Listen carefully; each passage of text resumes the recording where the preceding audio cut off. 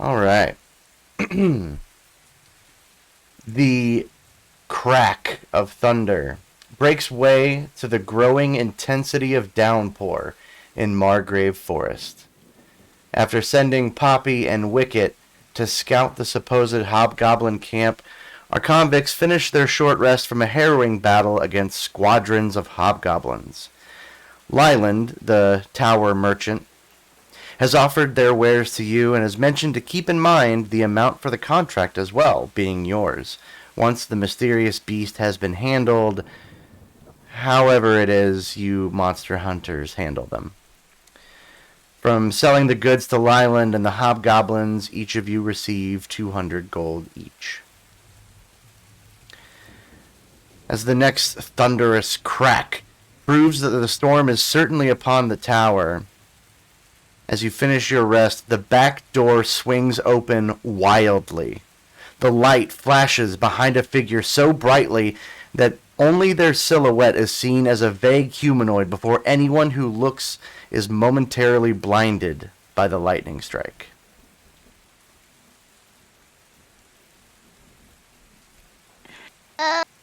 So wet.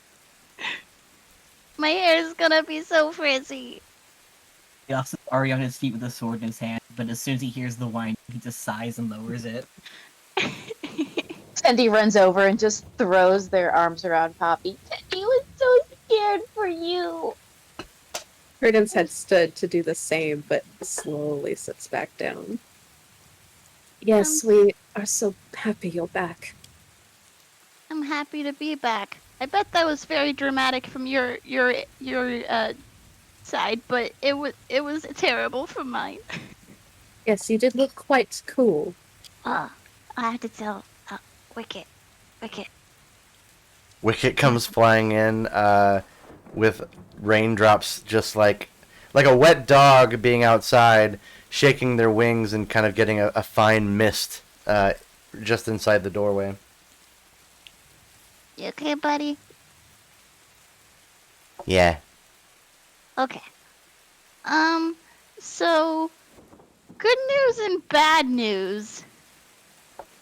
So we don't have to worry about the hobgoblins.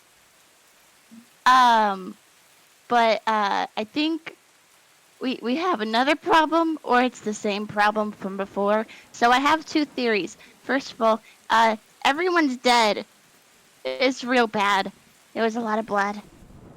Is that a theory or an observation? It's a well, that one was an observation, but my theory, I have two of them. It's either whatever creature, monster, reptilian guy that we came to fight for this job took care of them, or there's multiple of them. Tell us what you saw. Well, I went to the camp, and there was just the tents were like caught on fire, but they were pretty much out when I got there. And well, there was blood everywhere, and bodies, and it was a lot. I looked around for like footprints and stuff, and I did see like reptilian sort of prints, but they weren't leaving or exiting the camp, leaving or entering the camp. So it might have been there already, and it might still be there, but it also could have just like climbed a tree and got out or something. I don't know. What kind of bodies? The hobgoblins? The hobgoblins, yeah. It looked like maybe one of the hobgoblins got away, maybe. But I don't know. There was a lot of blood.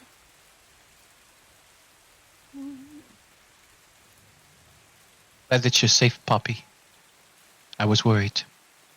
I'm sorry for worrying you all, but I had Wicket with me, and if anything would have happened, I would have, like, I probably should have brought, like, Prudence's fireworks wand, but I could have done like a blast in the sky or something.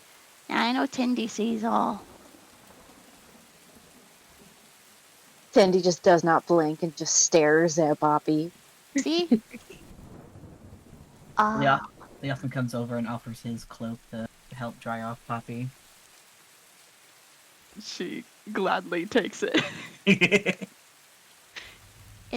it's gonna be a huge poof later. I should probably not take it out of the braid. That would be a bad idea. I will help you braid it again later. Thank you. You said that So- you thought there was more than one. Yeah, well, that was just a theory. So either it's the same monster that attacked them, or there's multiple. And if there's multiple, I was thinking that maybe we could like pit them against each other and like kind of have like a gang rivalry sort of ordeal going on, and like we wouldn't have to do anything. But likely that's not what. Oh. Oh no. Another croc got to her. Oh no, Poppy. It's got a little bit of that She's a static, synth. She's a synth. a little bit of that static electricity from lightning bolts. I thought that it was my phone I freaking blacked out out. for a second. You roboted for a second, so you're like. Oh no! Where did I leave off? Like the very end of it. Okay. We got the gist of it. It's fine. Okay. Yeah. Every remix. Poppy has been working On her musical journey. Man, Poppy got those beats though. yeah. Wanting to form a band with Tindy. DJ Poppy. Poppy. Poppy. Pew, pew, pew, pew. Credence stands and starts pacing. Well, this changes plans. We were planning on attacking the hobgoblin camp. Should we head out now and search for this beast? You said there were no footprints leading out, so we can't track it. Yeah. Did Yeah. Poppy see anything else weird? Anything else weird? Let me try to remember. Let me And consult the scrolls. It may seem as if I'm maybe reading something, but don't worry about it. Poppy write everything down. Poppy is so smart. Yeah. Poppy, I'm curious if when you came up, did you see the horses? Did I see the horses? Yeah. Yeah. Laurence was complaining about being wet, but you know, like it was something about his style being cramped. Oh my god. If there's a beast around, I'm worried that they're just sitting ducks where they are. I thought they were horses. That's true. That is an angle we did not yet consider. What I'm saying is they can't get away because they're tied up. Yeah. Out of curiosity, did the rain start before or after Poppy left? The rain was pretty light when, like, right after Poppy left, but the time that it took Poppy to get there, survey, and come back, about halfway back, is when the crack and the downpour started. And to verify, it's just raining. This is not like a hurricane situation. It's not flooding. It's just raining. No, it's just a really big downpour. Okay. More than so likely, we would it's have footprints if it had feet. What if it can fly? Oh no. Tandy says that in character. Oops. I hadn't even forgot. considered that. Like Austin kind of goes to like the nearest window he can, or some sort of vantage point to look outside, and kind of scowls. Nothing would be flying in this. And he looks back at the group. Ideally, we don't go out and it's either, but we don't have much of a choice. Tandy This is knows. right. Tandy heard story one time about lady that maybe got killed by an owl because the owl flew so fast and it attacked the lady, and the lady got really hurt and then flew away very fast. So maybe it is flying. Maybe. We said it's reptilian. What difference would it make between this and a dragon if it can fly? You would hear a dragon. I considered gang rivalry, but I didn't consider dragon. I like to imagine Lee Austin saying you could hear a dragon as if it flies going, "Hey, yo, I'm a dragon over here. Dragon! Pillage, rawr." So, I was thinking on my way over here when I had to walk because I can't really fly very well in the rain. It was pretty bad. But I was considering maybe some options, and I'm like, we could always go back there together, but at the same time, I don't think that's. If we end up having to fight whatever it is there, I don't really like that as an option because it's super wet and slick, and there's a huge cliff, and a lot of the hobgoblins were just thrown off and pushed off the cliff, and I don't like that idea. It's a very long fall. It would make any sense for us to go out and look for it. We should stand our ground here, because if we leave, these people here might get caught up in it, and we're not here to guard them. Yeah. But how do we know it won't just go away? That's yet to.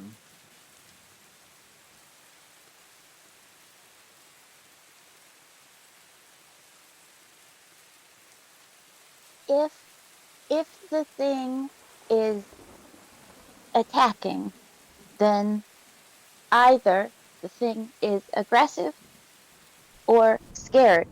And either if the thing is aggressive, then it would come anyway. Then the thing would come anyway. And if the thing is scared, then maybe the thing would come this way to get out of the rain. So Tendi thinks the thing will come either way.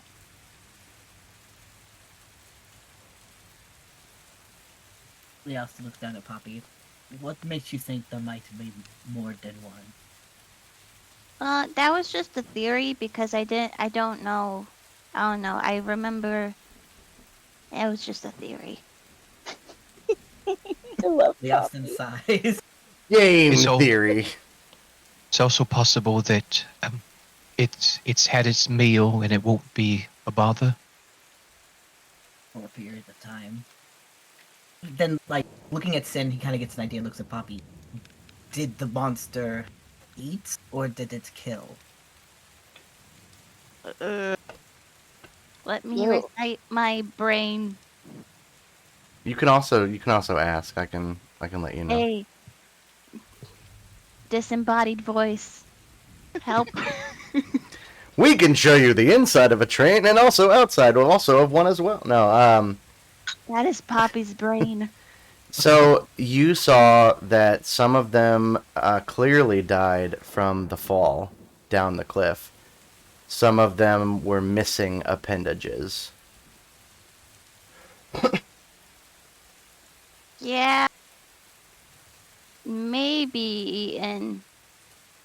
Or their arms were just ripped off and then like thrown somewhere and I didn't see them. Prudence scratches her cheek and asks, were there any piles? Pies? Piles? Oh, piles. I heard pies. You know, I was piles. like, no, I don't think they were eating. Usually after something eats, it has to make room. Oh, it took me a minute. Did I see any piles? Piles of what? Poop! Get it together, man. I don't believe. I mean, it's hard to tell. A lot of the crates. One of the things you didn't mention yet is there were a lot of crates and barrels up there, likely full of possible things that they have either themselves crafted or stolen or claimed as as their own prize. Hard to tell amongst some of the remaining rubble. Well, between all the barrels and stuff that were up there that I didn't mention, I didn't really see any. Hard to tell. Were the things around the camp, were they smashed around, or was it just the people that had been torn apart? Both. It looked pretty like there was definitely like a scuffle, and it seemed like whatever the monster wasn't the only thing that put up a fight, and it might have gotten hurt even. I don't know. But yeah, things were torn up. Oh, Prudence. Were burned. Prudence looks out the window. How heavy is the rain? Right now, it is a very heavy downpour. If you are listening to the current background, it is certainly very loud and boisterous. I had to turn the background up. yeah, not if you have the stream down to like 30%. I'm old. I gotta hear. I'm Yeah, gonna check my hearing. To me right now, it doesn't sound like much, but I've heard the track itself, and it is pretty intense. Add a character. Is Patches here? Sure, but I'm pretty sure that Patches is going to be very non-helpful in this situation. Even if I have a question about tracking. Okay, sure, you can ask a question. Okay. Prudence wants to ask Patches basically how hard it is to track something that's wounded in weather like this. Oh, well, I mean, as far as the downpour outside's going, you got to imagine that if it is in some sort of muddy situation, then there would certainly be tracks. But if she's saying it's on a cliff, that's made of rock. And if you ever stepped on a rock before, typically you don't leave any sort of footprints behind. But if there's blood, then it's hard to tell if it's the blood of the hobgoblins that dear old Poppy has mentioned already, or if it's the blood of this thing we're supposed to go get. It's the most you've ever talked, Patches. Well, It's so deep too.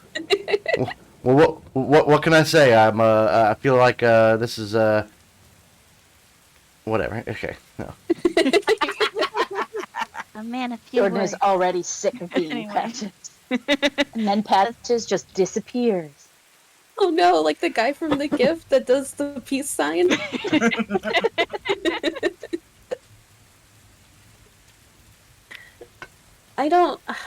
Angie personally feels like we should go out in the rain and look for it, but I don't know if that's a good idea. I feel like time is of the essence here. Well, If it gets Maybe- too far away, we might not be able to find it. Maybe I could fly up with the Tindy, and Tindy can look around and see if they see anything. Leostin Is eyes that an Poppy. option? Can you pick them up? I am very weak, but maybe. I thought you said you couldn't fly in this rain. I forgot about it for a split second. I technically, mechanically, I can fly, but but for What flavor, about your hair? I have an idea. Ooh, yeah. I'm pretty good at climbing, so if there's like a tree or something, I could get a good vantage, I guess. Or maybe from the top of the tower, I could take a look. I do believe the tower is the tallest thing around here. There is so many trees here. What's taller, taller the tower or the trees? the tower by maybe a story or two. Does anyone have some sort of spyglass? No. No, Don't we're get poor. on I your mean, God, those are so expensive. I feel like that's a personal attack.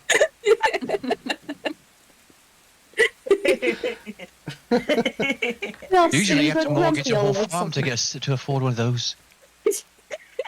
Tendy used to have Tendy's own house, but then Tendy wanted to save up for a spyglass, and Tendy defaulted on spyglass loan.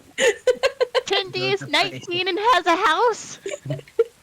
This is a different time and a fantasy world. Prime market rates on spyglasses are at an all-time high thanks to inflation. Perhaps we could borrow one if the merchant has one. Surely the rental rates would be lower than buying it outright.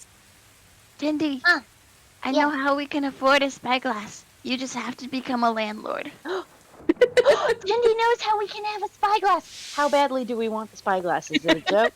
Because I can make one. No, I don't think I can. Hang on. Let me look at my abilities. I didn't start playing D&D to be attacked. Wait a I second. played Half of the D&D so game that I is could have a combat. beard. Beard and be 7 feet tall. Or I guess 6'9".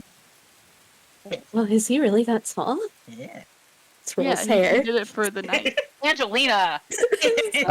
Unfortunately, Tendy, if you were thinking, can't. if you're thinking of your performance, it's 20 It has to be a times. certain amount of money. It's 20 times your bard level, so 80 up to 80 gold. Tendy straight up started learning how to be a bard so that they could afford to someday make a spyglass. And even now, they still can't afford it. Tendy's origin story is just tragic.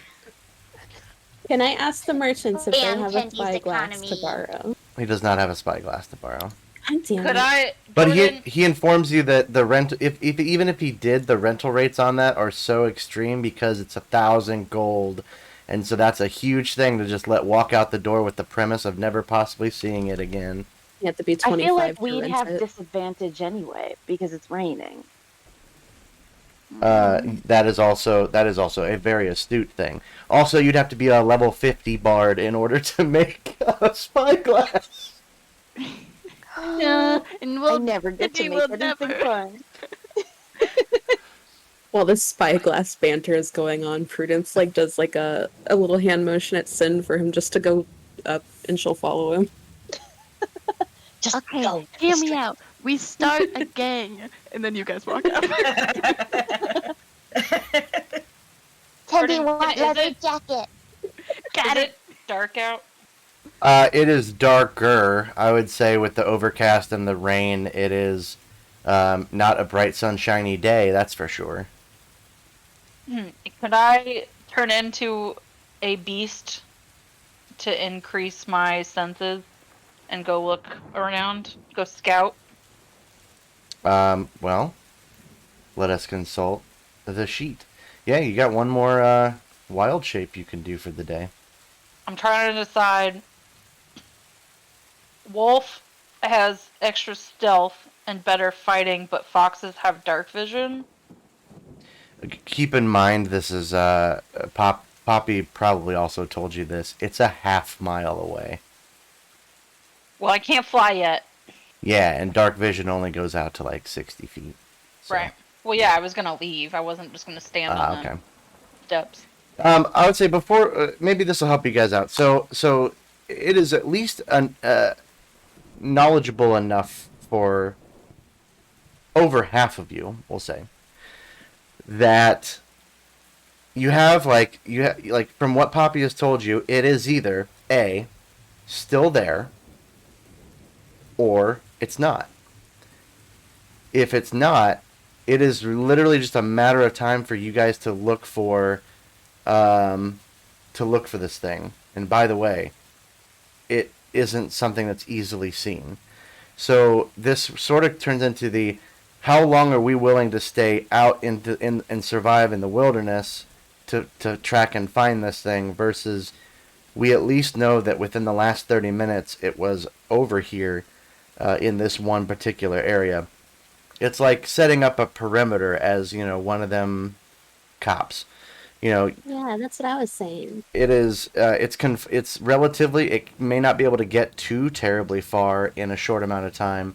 If the longer that you wait, the more unknown and any direction it can decide to go into.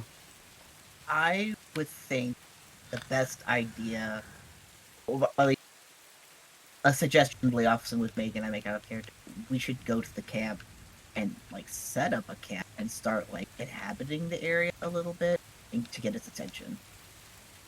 And by that I mean just like Ooh. stay like It's not a bad idea. There would I be like supplies that. there. But we Yeah. should do it like a few feet away, so we're not right next to the cliff. And also, the blood probably smells pretty bad. They get washed away in the rain. I think the blood's a lesser smell than the fact that there's now decomposing corpses. But Blood blood. is the worst part of this. There's nothing else bad about this situation. All right, Sin and Prudence do not go up then. Okay. So Leofson makes that makes that suggestion out of character. The more noise we make, the more likely it'll come back towards us. Large crack of thunder in the distance. We should make a horn! Leofson reaches for the back of his belt and pulls out a war horn. You just have one on you? Leofston is also bored! We could have been prank calling the hobgoblins this whole time? And have them come to us Well, yeah. It would just be funny. Until it wasn't. until we are dead. It would have been the funniest thing. I want to Ha. believe that Leofston is genuinely doing that and is just like being a dad that is kind of sick of his kid's shit at this point. No, he's doing it. It's a character. He's just staring down at Poppy. It would be extremely funny when I tell your parents what happened. He's a snitch. Prudence Yes. claps their hands together. All right, everyone, out into the rain. Again! I walk out. You could keep the cloak if it will help. It's so big, I love it. Leofston is 6'9" and Poppy's 3 foot, so yeah, the cloak's giant. It is Awesome. dragging in the mud. It's gonna get all sorts of dirty. That's fine. You Well- got to wear the boyfriend hoodie before I did. And you can carry Maybe that. some clean things. It's fine. Well, you know that the BFF gets to wear all the things first before, you know. That is true. Lyland and Moss and was it Lonnie and Penelope all and Richard, little Richard. They wish you luck, and that hopefully they will see you back soon. Out of I still character leave them. question, just so we don't roleplay it. Are we bringing in the cart or not? What do you guys think? I think it would get stuck in the mud. I Next feel like, question. Question I The have horses are is: safer here. do we have the magical items that we bought? That was mentioned in the thread earlier. Yeah. You have, if you can afford it, then you would deduct it from the amount that you just got. I mean, do we have it for this particular adventure?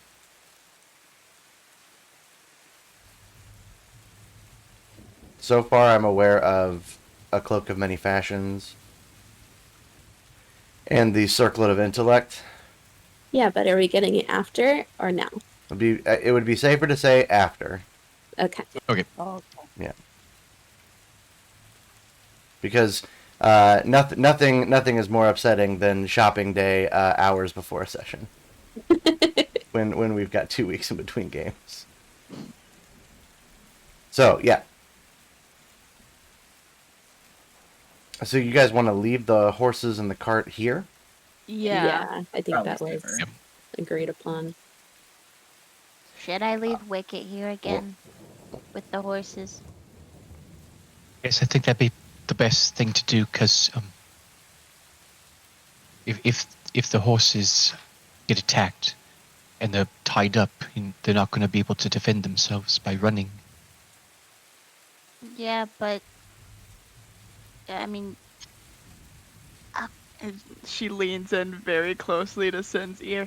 I don't think Wicket's very strong and could probably fight off a monster or even untie the horses. You don't think that he can untie the horses? It's It's a thick rope and his arms are so skinny. He has a sword. Maybe he could cut it.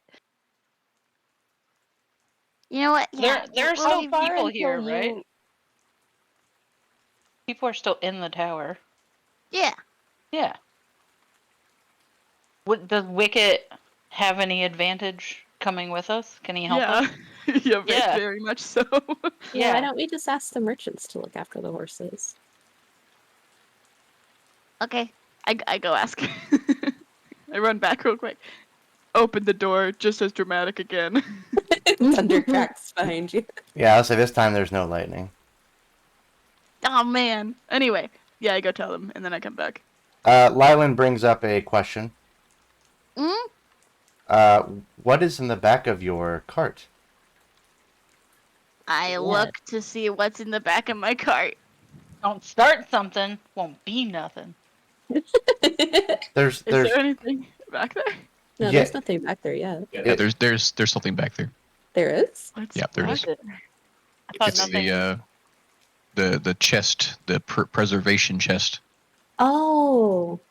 the fact that the entire cart itself is a super large wagon of preservation. Don't forget that. Also, the preservation chest being back there is irrelevant. Yeah, I was thinking more of the cart itself and its intended purpose. Gotcha. We're all very weak and can't carry back a giant monster if we find one. Depends on how heavy. Leostin might be able to, but I Mara definitely rolls her can't. eyes. Mara's the strongest among us all, though. Leofson I squints. roll from here. I don't know how I can tell that this is happening when I'm inside and they're outside. Lonnie shakes his head and goes, It weighed a ton. Maybe about near crushed my leg. Why were you under the cart? I was under the beast. Oh! Oh, I don't know if that was in character or out of character, that confusion, but it's great for both. Poor sweet Poppy. Oh, we'll figure something out. We will probably capture it there and bring the cart. I've We would got bungee cords. Don't worry about it. We'll just tie it to the roof. No, there's no guarantee we're gonna get it anyways, or get it there. Well, the thing too is will the cart be able to go through this rain in the mud to the thing? I mean, the general path you guys have been on so far is a mixture of cobblestone and dirt. So, unless you are going through the actual woods or off the beaten path, then it's possible. But the good thing about it being so heavy is that as long as it is in a good state of motion and stops on something that doesn't let it sink into it, then I think you will be okay. In that case, I say we should bring the cart. It's probably harder to get it up out of where it's at now because it's been raining so hard for a while. I'm scared to bring it though, because what if it attacks the horses? I can't Jordan. lose Laurence and Kenneth. Jordan, mechanically, are we going to be able to bring the cart with us? Yes. Okay, let's bring the cart with us. Let's bring the cart with us. I'm thinking about Okay. roleplay aspect, but I gotta remember. I'll drive. I'm already wet. Hop in, kids. Okay, we go. So you guys begin heading out? Prudence and Yeah. Leofson end up sitting next to each other because Prudence takes too long to decide if she's going to get in after or before him, and then it ends up that they just end up sitting together. Mara leaves Oh, the Tandy party. ends up being that guy and sits between them in the middle seat. Oh god, this is embarrassing. Mara walks into the woods and never returns. Mara is such a badass. I wouldn't be surprised by that at all, honestly. She's Guys, too cool Tired of for your us. you're shit. holding us up. Mara left 20 minutes ago. Come on, Prudence. Okay. So you guys begin your journey further north on the road, headed off in the direction as described by Poppy. And it takes about, you're going half a mile, so, it probably takes about given the wetness, takes about 30-ish minutes or so. And by this time, the rain has let up a little bit, as noted by the relaxing rain ambiance, and with the occasional loud crack of thunder and bolts of lightning streaking across the sky. And you come to a bend where obviously you rise in escalation just slightly, and the hills of Margreve now start turning into rocky mountain cliffs as you get closer and closer to the Black Hills. You round the corner, and Poppy, this is a familiar sight for you, but you see a very tall cliff face where you have been before, as noted by the couple of mangled hobgoblin corpses at the base of this cliff. I will go ahead and share a picture of what essentially it looks like, just not pre-burning and pre-rain. Oh, it's so big. Are we above or below? You're below. Okay. You technically cannot see what's up there, but Poppy, you were flying, and you know that there is the camp up there. And further off to the east is the path that eventually winds down to where the ground you're on meets the ground that starts on. And you said there's some bodies off the cliff. Mm-hmm. Leofson wants to go investigate them. Okay. So he hops out the back of the cart, like vaults off the one side, makes his way over, and kneels to like the one furthest from the cliff. What are you looking for? Just kind of signs of, other than the fact that it fell off a cliff, like any signs of like being attacked, bites, anything other than the fact that he fell to his death. What else is going on with him? Give me an investigation check.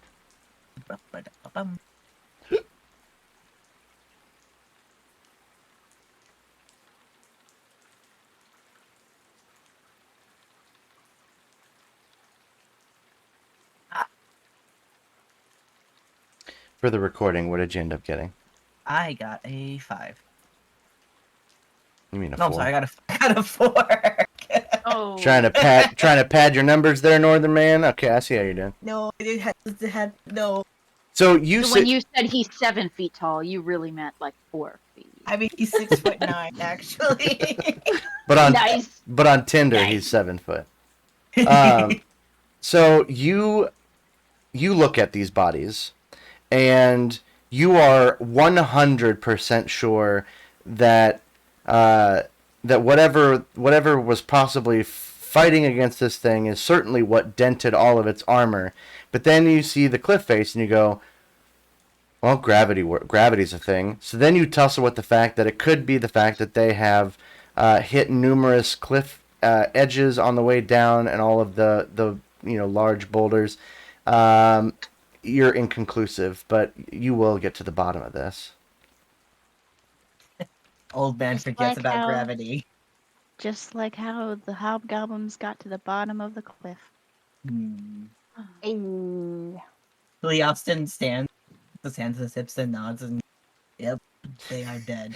For a split second, you think in order to test your theory, you're gonna have to take a tumble down this cliff to make sure. But then you're like, no, it's a bad idea. I'll probably die. And then that's when you end your investigation. He goes back to the cart. Put a sack of potatoes and some armor and kick it off the cliff. Oh my god, I love that idea. Or maybe we should not. Okay. So are we just gonna set up camp here and make a bunch of noise to lure the creature out? Yeah. If we set up a camp kind of where we're at, like maybe more off the path, how long would it take to walk up to the other camp? Climb, wouldn't we? Poppy tells you probably maybe 5-10 minutes. Okay. But I just flew up the side, so maybe it's longer than that. Hmm.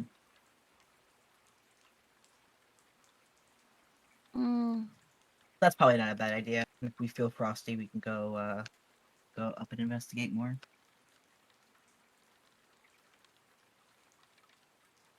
Okay.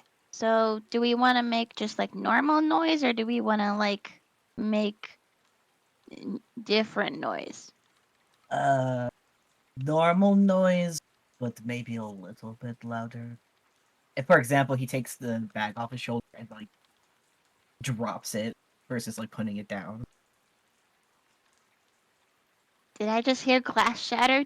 Was that the the spike on us? Oh no, the What healing kit! happened? Oh no, the potions! Perhaps Tendi could play some music. I'll I'll make sure that no rain gets on your loot though. Yes, thank you. Tendi will absolutely play some music. I don't know Vital why. question. Vital question. What's the genre we're looking at? Something moody. Ooh, something dark. Okay. I said moonshine. Would that make sense? Yes. Ooh, we got ourselves Oh, a brand new fermenter. Hot damn. I want some Appalachian music, please. Knock some spoons Tendi on your starts knee. playing Pistol Packin' Mama. And starts playing Country Roads. Tendi absolutely starts playing Country Roads, Poppy hums along. but like down to a minor key because Ooh. Ellie said moody, so we drop down to a minor. I need to make a note to listen to the minor version of that. I'm And send it to disappointed me that it's too. not playing on Spotify right now. Honestly, I thought we were having accompanying music, but okay. My immersion. My immersion is ruined. Okay, so instead we're all going to have to stop and like perform it ourselves since I don't want Okay, pick to. your starting key, everybody. I don't want a copyright strike. Let's just say that you play a minor Let's version. move it along. So you are doing this at the bottom of the cliff, right? Yeah. Mhm. Okay. Yes. Roll a performance check. You got this. The creature goes, "Holy shit! I know that tune." No. starts singing. Sits in Breaks the his crowd, cover. To be starts making fair- requests. To be fair, Aw. everybody knows this song, so I do expect that if it's an intelligent creature, it has to start singing it. It's like when the murderer's in your house and they're trying to find you, and you go, "We are farmers," and you're in the closet and you go, Bum, "Bum, bum, bum, bum, bum, bum, bum, bum." You said performance? Yes. Let's see if I can get this to go. Did that work? Mm-hmm. Yeah, it worked. Okay. Okay. It's pretty good. I mean, That's trying to great. take a popular song and switching it to a minor key, you guys find that Tendi is quite capable of doing that just off the cuff. It is very melancholic and eerie and dreary. And as the song reaches its apex and its end, you don't hear or see any change. I do use like druid craft the entire time to make sure that Tendi and their loot does not get wet. How Thank do- you. Appreciate it. How do you do that? Big giant leaf? Druid craft specifics. You just tell me. Didn't have to be with the spell. Yeah. Tell me. You know what? It's a giant flower. I love this. A poppy, to be specific. Whoa. Ooh. Okay. So Tendi plays the minor key version of Country Roads under a large poppy summoned by Poppy. A little Beautiful. poppy. Prudence is keeping vigil, looking out into the forest as this is happening. You see a deer. And maybe a Tendy's looking up. few birds, obviously resting underneath the tree canopy from the storm. But you don't see anything. Imagine we just spent this entire time, I don't know, like, session comes to mind. Just sitting here and nothing happens. I think that would be quite nice, actually. Just get to know each other. Maybe pop some popcorn on the fire. Where's my You knife? brought popcorn? Mara's keeping an eye on the sky. Hey, Hey, yo. hey. Okay. Maybe we should move up to where the camp is. And we Done definitely and should. done. That We definitely should pop some popcorn because that provides more noise.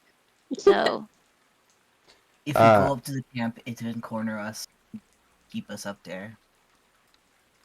Leofston, blow your horn. Mara, you don't see anything but minus a few birds.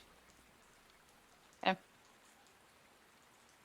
At this time, you know that this is probably, Mara, by the way, there's no knowledge check needed for this. This is probably the last big rain before the air turns cold enough to begin the snowy season. Like, this is the middle of harvesttide, but it is always pretty dry and clear through the fall. So this is the last big rain that the Margrave typically receives at the height of, the humid months.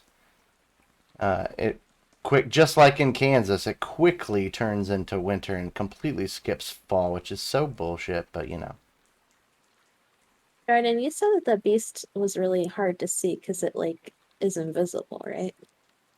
it can be. Have you seen it? Like the predator? Well, that's what I was gonna say, because that's just kind of like the vibe that I got from all the stories. So, is there a way I can focus even harder to see if I can see a shifting that doesn't look quite right, even though I can see through it? Sure. Well, it's still raining a little bit, right? Yeah, it's like I would say you stand outside, after being dry, and like 3 minutes later, you're probably wet, but it's not a downpour anymore. I feel But like you could what we would see invisible first- man it and see that outline in the water. That's what I was gonna say. We wouldn't see it. We would just see suddenly not rain in a certain place, I would think. Yeah, Prudence, go ahead and why don't you roll me a perception check?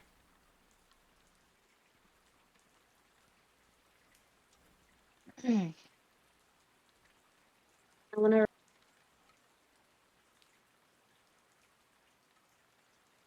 This map is so big.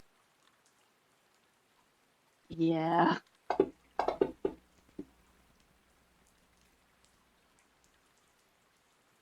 Okay. You look around at the cobblestone and mud and grass and trees and leaves.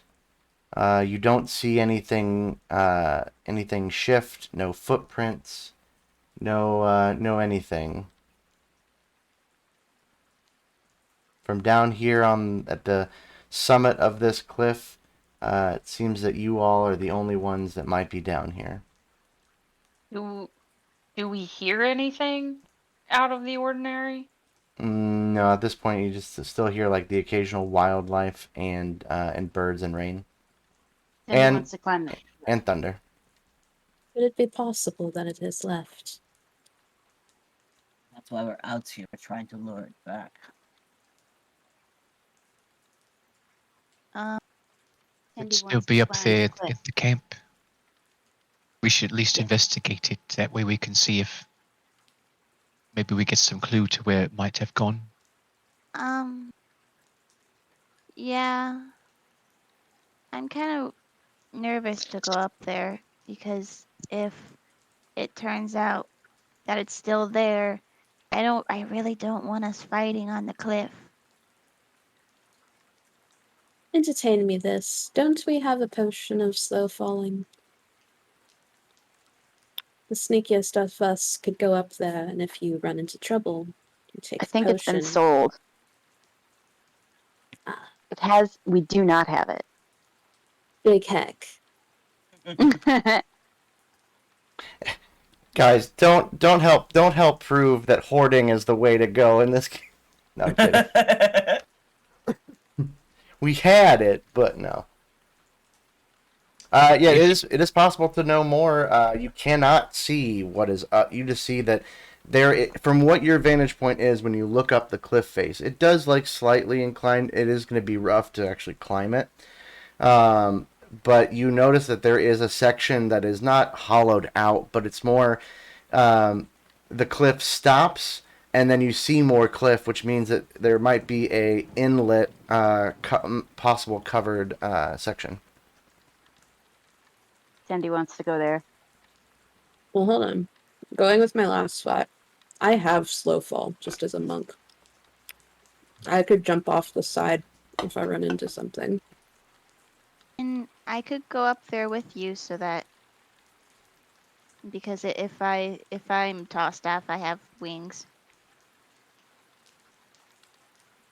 I say you could go up there and cast fairy fire to see if it's still up there, and if you're sneaky about it, you could see if it's up there.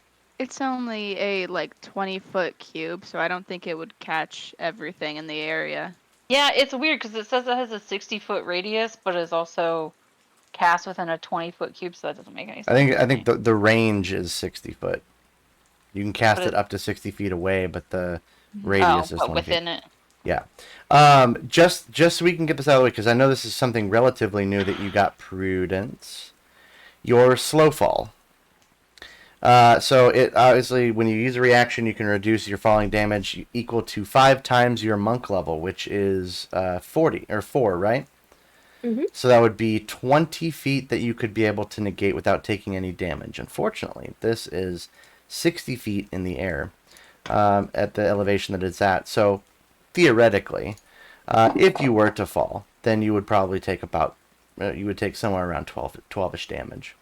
Oh, that's a lot of damage. I didn't roll all 6s.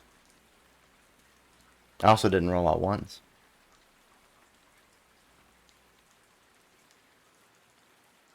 So, while you Fortune are... favors the bold. Yeah, I was going to say, you're unsure, you haven't tried it yet, but you're pretty sure that you have a slight twinge of doubt that you would be able to slow the entire fall. Well, maybe somebody big and strong Rope? could catch me. He- Rope? You know he would. That Could work. Well, whatever we're doing, standing here and waiting doesn't seem to be working. We're Can making Can we do popcorn. something with rope? Rope? Like some kind of pulley system or something? You want to Tie you pull off Prudence to up? something? Tie you to something so that if you, like, you get halfway, you tie yourself onto something so that if you do fall, you're not falling the whole way. Slow fall will help better. I have some like 60-foot hempen rope on me right now, so 50 foot. 50 foot. Yeah, It's not 60 foot? it comes in 50 foot. That's Merchants only weird. ever have Look, 50 feet. Isn't that weird? I like 60's just a better number than 50 Yes. in my opinion. It is a but, a bigger number, yeah. Yeah. It's like You know what's even whatever. bigger than that I'm though? gonna have 70 to feet. contact.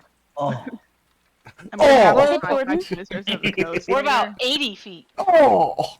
That's unheard of. Oh, wait, maybe what I'm about to say is not at all feasible. One second. I don't have any climbing tools. Does anybody else? I can just climb it. I'm pretty good at climbing. Sin wants to just go up there. Let's just let Sin go up there. He really wants to do it. There Yeah, if he plan gets is to bashed climb around, really he'll far love away. it. Real quick, how big is medium in the game? fits a 5-foot square, anywhere between 4 to 7, 8-ish feet, I guess. How much does a trampoline cost? Is it in the player's handbook? No, and that's why I'm asking you, my dear sweet Is there a DM. target close by? Okay.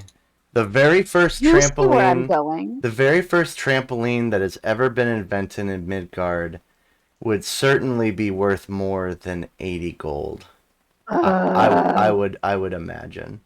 Okay. If there was mass production, I What could about- see it being on clearance for like $19.99. What about the world's largest pillow?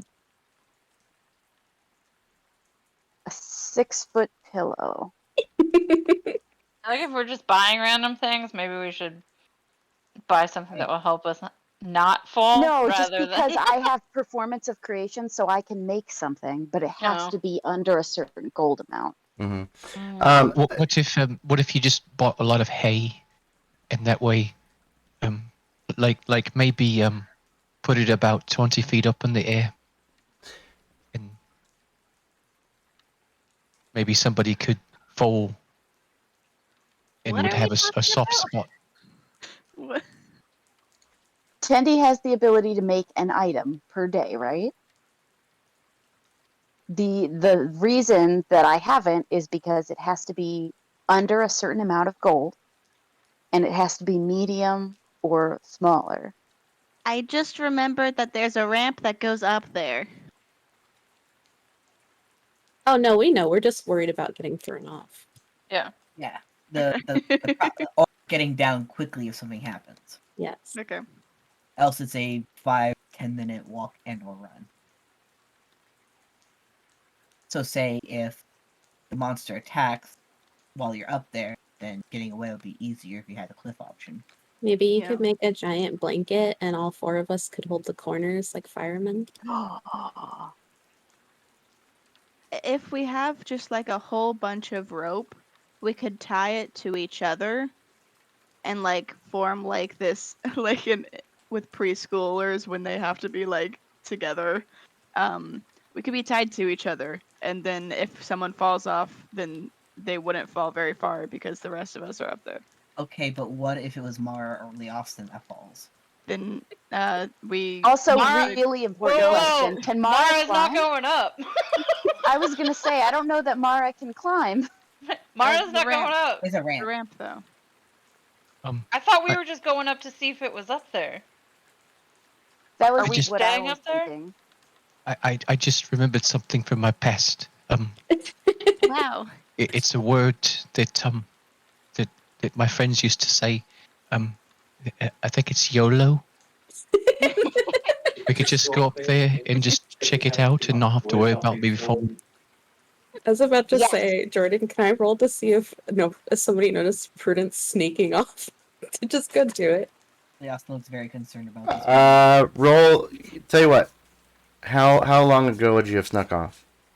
Like 30 seconds ago. Roll a stealth check.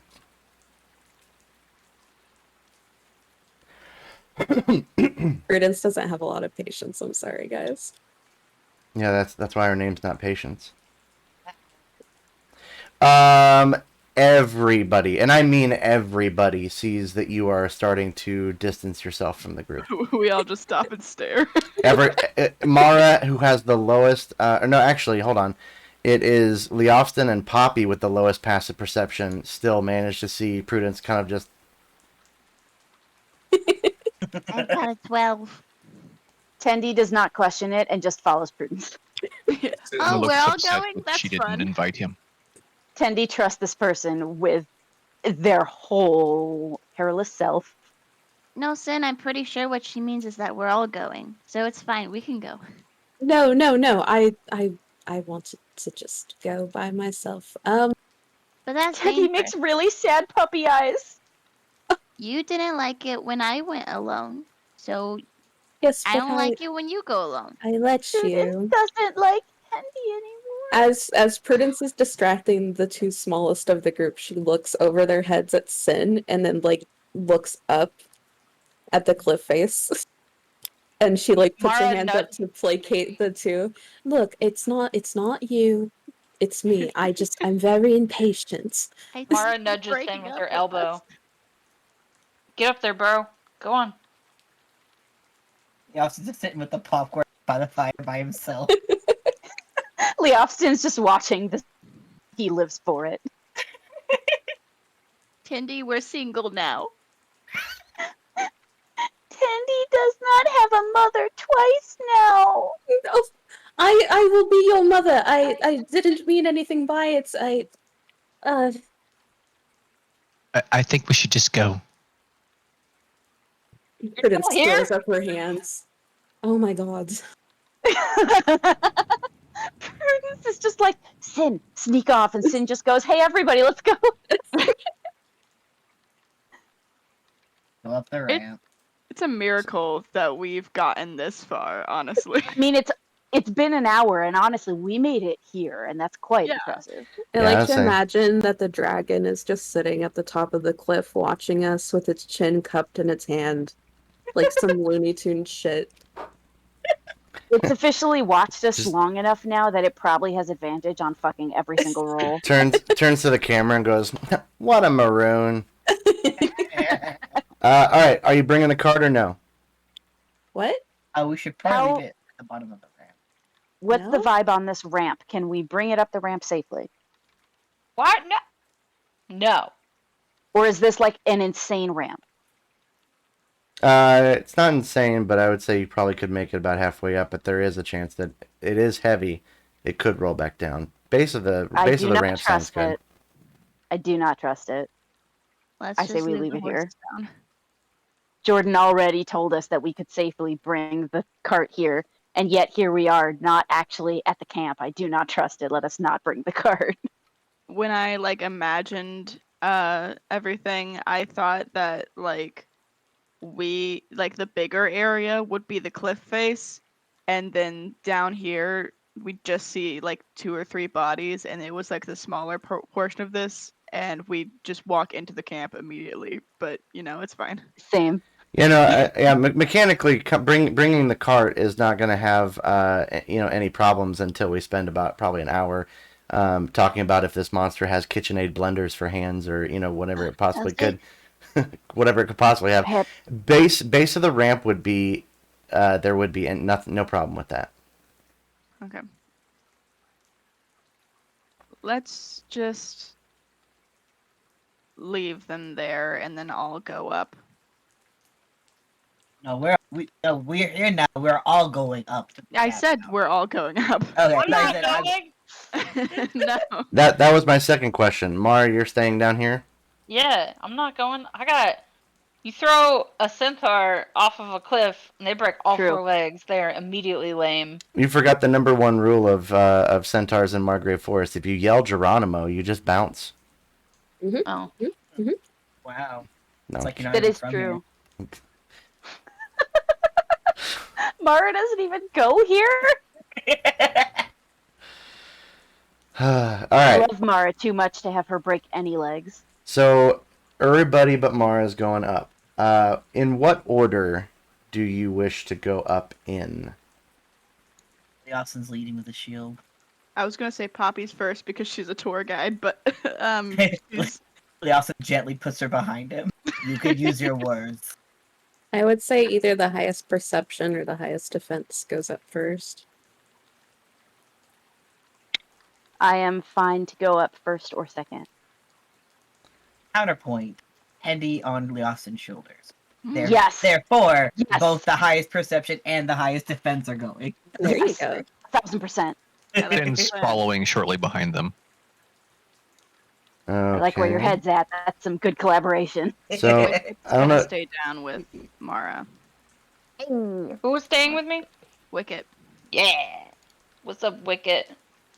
Prudence, where I'm guessing you're behind Sin. Mhm. Okay. Okay, and then Wicked's head. So you guys can see roughly the order in which you are coming into the camp up the ramp, right? Yes. Okay. All right. So you guys start climbing up, and it is a relatively easy climb. There's like the ramp's not steep, but it is dangerous when it's slick like this. And it's after these 2 big boulders that you pass, where this section of the cliff does have about half cover from the rain that is coming down. So up maybe against the cliff, the back part of this cliff is probably still relatively dry, to which there are some still smoking and slightly cindered bedrolls, tents, and a few kindled boxes. But obviously, about halfway, it is damp and slick before it slides off into the 60-foot fall down to the ground below. You see all manner of things. You see a wheelbarrow full of small rocks large enough to at least be thrown to make some sort of damage to anything below. You see some discarded stools and barrels and like camping utensils.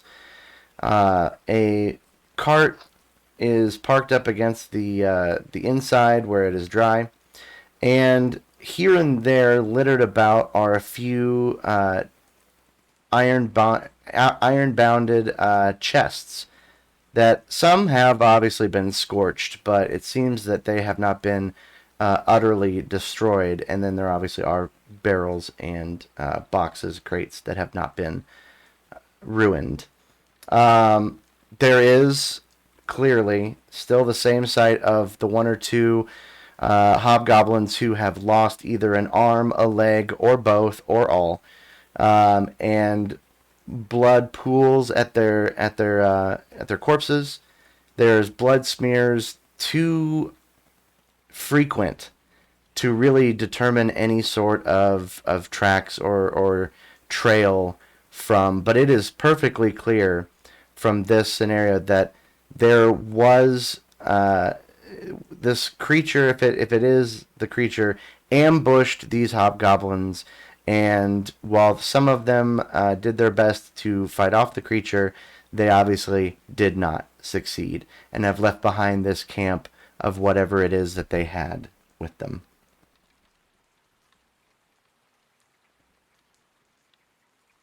Well, this is rather grim.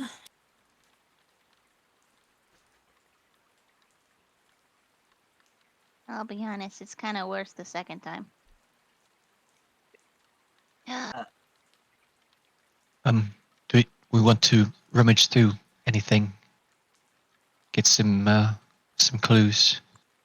Well, let's secure Yes. the perimeter first. We don't want to be snuck up from behind while we're rummaging through boxes. I'll guard the back. So Leostin goes to the double boulders. Yeah, he stands in between them. Okay, you should Kind be of- able to. Skylar, you did it earlier. How you can be able to move or propose the movement of where your character goes on this map, if I'm not mistaken. Yeah, you just like click and drag, and Yeah. then I don't know how I got it. It sends it to me to approve. Ah, okay. Oh, yeah, I get permission to walk around now. Alright, I see. Yeah, you do. Leotson kind of like stoops down and kind of leans to the side to let Tandy down. Tandy wants to go check some stuff out up here. Okay. Go ahead and move your. Choose where you want to move yourselves, and I'll see where you're moving and approve it from there. I want to get.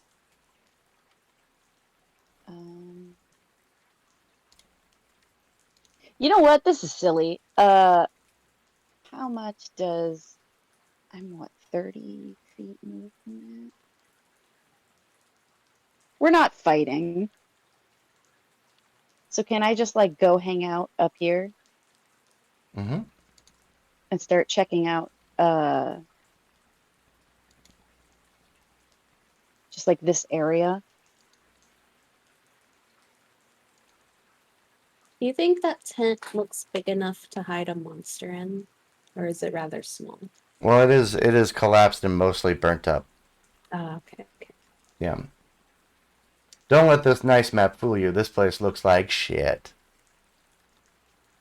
Okay. So here's what we'll do. Go ahead and roll initiative for the session. We'll just go in the order in which you guys are exploring. That was too big for me to see everything. Okay. You should be able to like use the sides to size it however you want to. I know since I'm I on it. can, but I can't make it like smaller. I Mm, can just make it smaller sideways. But yeah. that's fine. Yeah. I'm gonna make it smaller sideways and And you then can just use put. you use the mouse wheel to zoom in and out at least. Oh, if I had a mouse on me, that'd be exceptionally good. And you Yeah. can also minimize it too. Yeah. This rain is so relaxing. Yeah, that's why it's called relaxing rain ambiance. It'll switch up soon. This is it's long enough to where I knew it was going to take you guys at least long enough to deliberate what exactly you were going to do. So this was a good background to choose.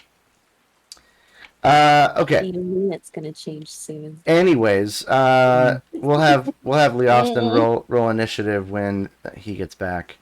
I am It's back. Oh, roll initiative so you can figure out where you are and checking for or what you want to do with your turn. Mara, do you want to do anything down there? I look up at the sky again.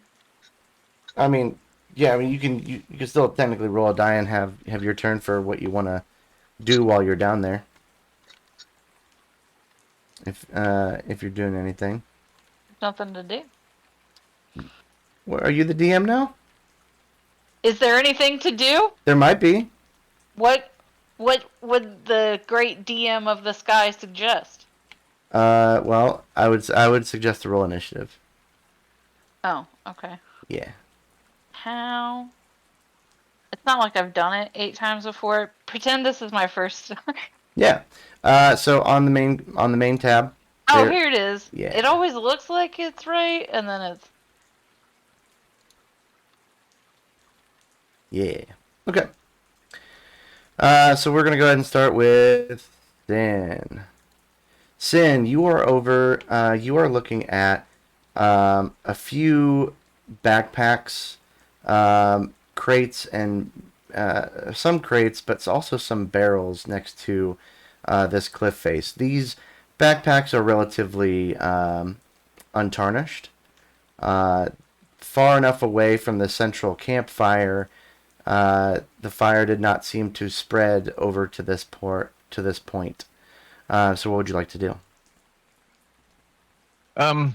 Sin's just gonna kind of rummage through things and kind of get an indication. He wants to look kind of inside the tent if he as much as possible without burning himself.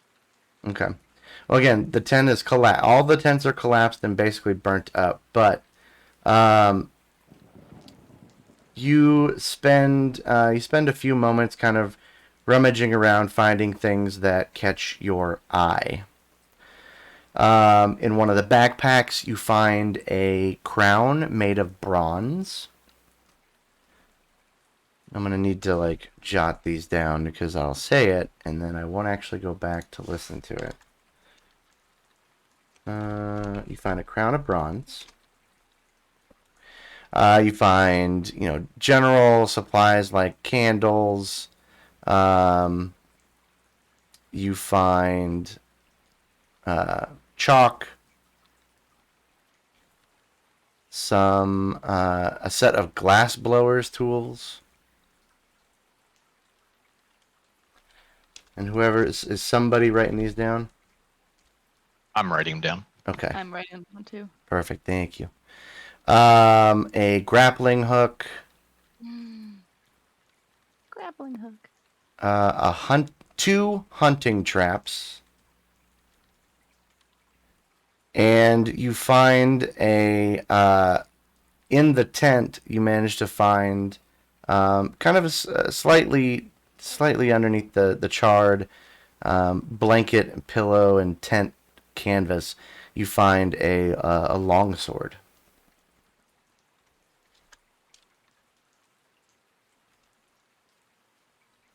Nice. Mm-hmm.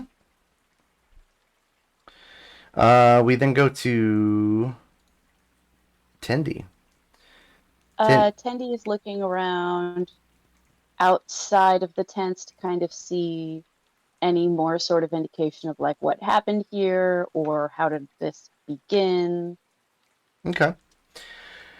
On that note, why don't you give me an investigation check?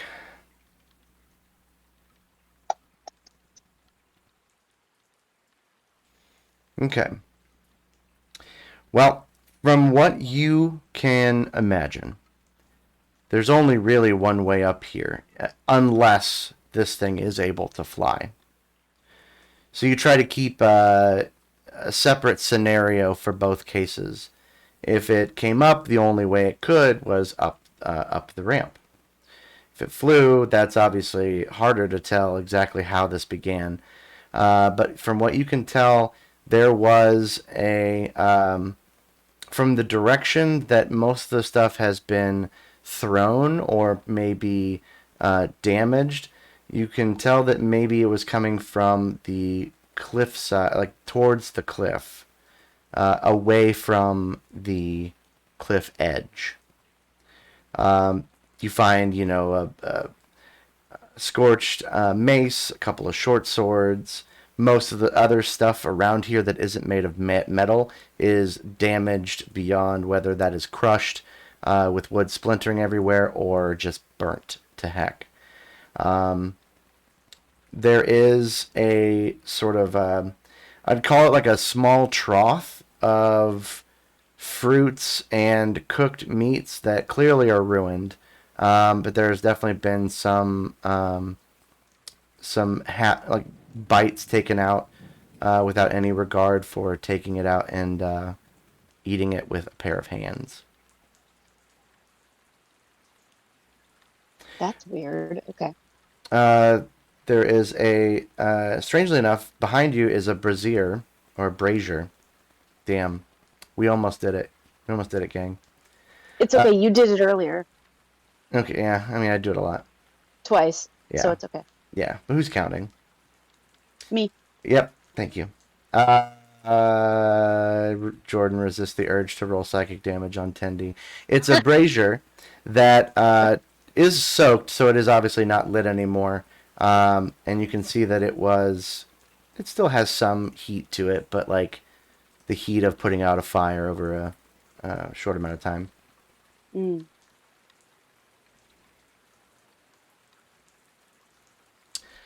Let's go to Prudence. Prudence, what do you do, Dence? Prudence is going to very closely investigate all the bodies that are closest to her to see if anybody's still alive. Okay. You can, if you were wanting to investigate bodies, the two bodies are probably in between Tendy and Poppy. The other two were down at the bottom of the cliff. There are no bodies over in this direction. I imagined a lot more than that. Yeah, there did not seem to be like whoever you can determine easily that whoever was here, either there were more here and more managed to get away, or there may not have been that many that were here. And they're definitely not alive. They are definitely not alive. Okay. Is that all I can do? No, I'll let you do something else since that's what you were kind of looking for. Poppy, I do want to bring up something real quick that I did mention because you asked an animal friend to give you some information, right? Mm-hmm. One did manage to get away. Yeah, I mentioned Okay. that to the group earlier. Okay. Okay, then yeah. So you were over by the barrels, I'm sorry, the crates, and the small wagon that they have. All of this seems to be undamaged. So what would you like to do over here?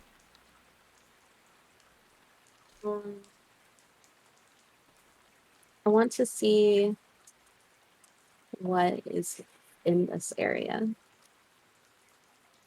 Like inside of the crate. Okay, you want to check in the crates? Do you happen to have a crossbow or not crossbow? Crowbar? A crowbar? Mm-hmm. No. Okay, go ahead and make me a strength check to see if you can open up the crates.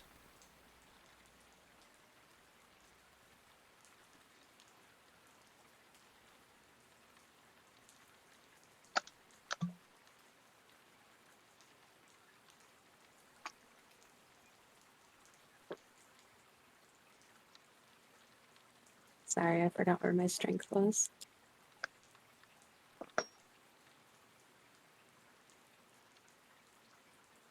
Okay. 18. Okay. You open up a crate, and it appears to be linens that are wrapping large bits of armor. About probably 3 or 4 sets fit inside of this crate. You're unsure. I mean, without taking it all out, you're unsure how many there's in there. But you see the linens. You look underneath one, and it appears to be a type of armor. Is it hobgoblin in make, or does it look like something they stole? This is the first time meeting hobgoblins. It's hard to tell, but this armor is made of like narrow vertical strips of metal that is riveted to a backing of leather, and it's worn over cloth padding. And there's like bits of chainmail, so it's like a lot of different types, all in one, and it provides significant coverage. This would be splint armor. Can I pick one up and show it to Leofston? Pretty sure you can. It weighs 60 pounds, so you're not carrying anything that would cause you to have a problem with that. So yeah, you pick it up just fine. Alright. I want to show it to the northerner boy. If I can do that on this turn, or if I have to wait. You can. Okay, Prudence walks up to you, and she holds this big piece of armor in front of her. She hands it to you. Takes it and looks at it. Did you find this? There's quite a few different types of armor in that crate over there. Would this fit you? Would it fit the boy?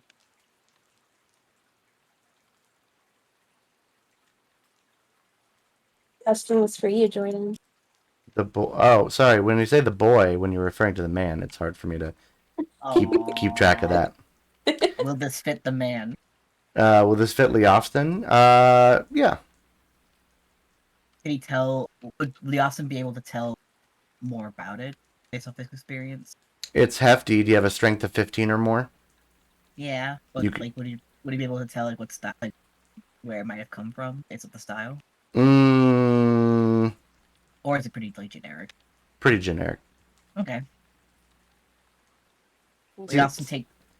It seems like, from what you can tell, most of the times that any sort of armor has any determination of where it's made, or at least where it's for, then it's once they arrive to whatever city has them or province, then they get branded or labeled in some way. However, you're pretty aware of ripping armor off of dead bodies of all the people that you've killed over the past life.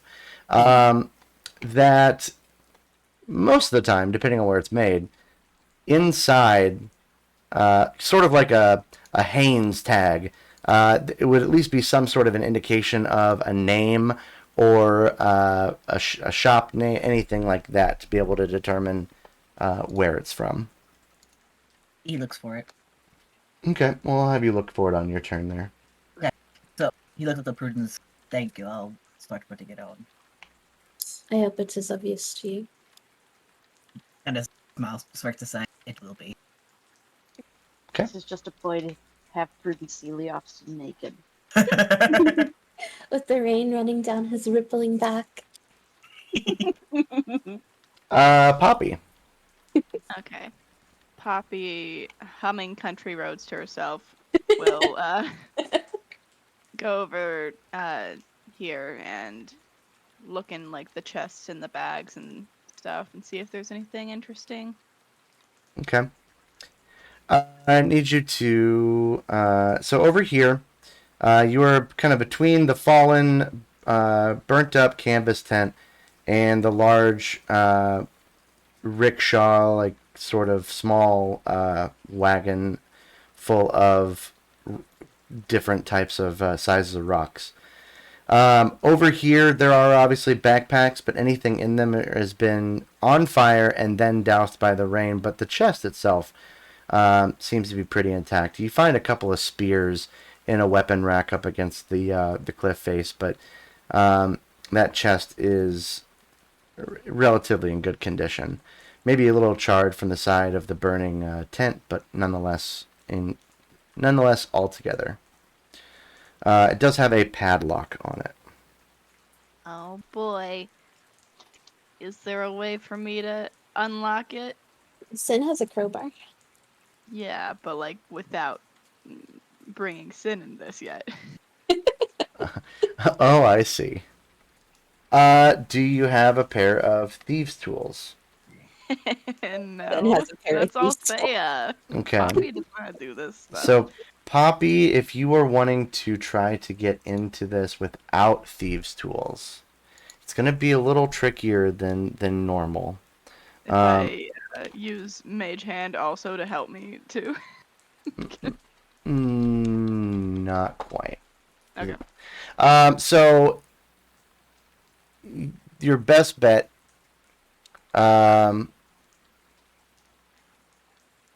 your best bet is to maybe try a dagger, but you know that it's not. I mean, a dagger's never gotten you out of a lock in the past.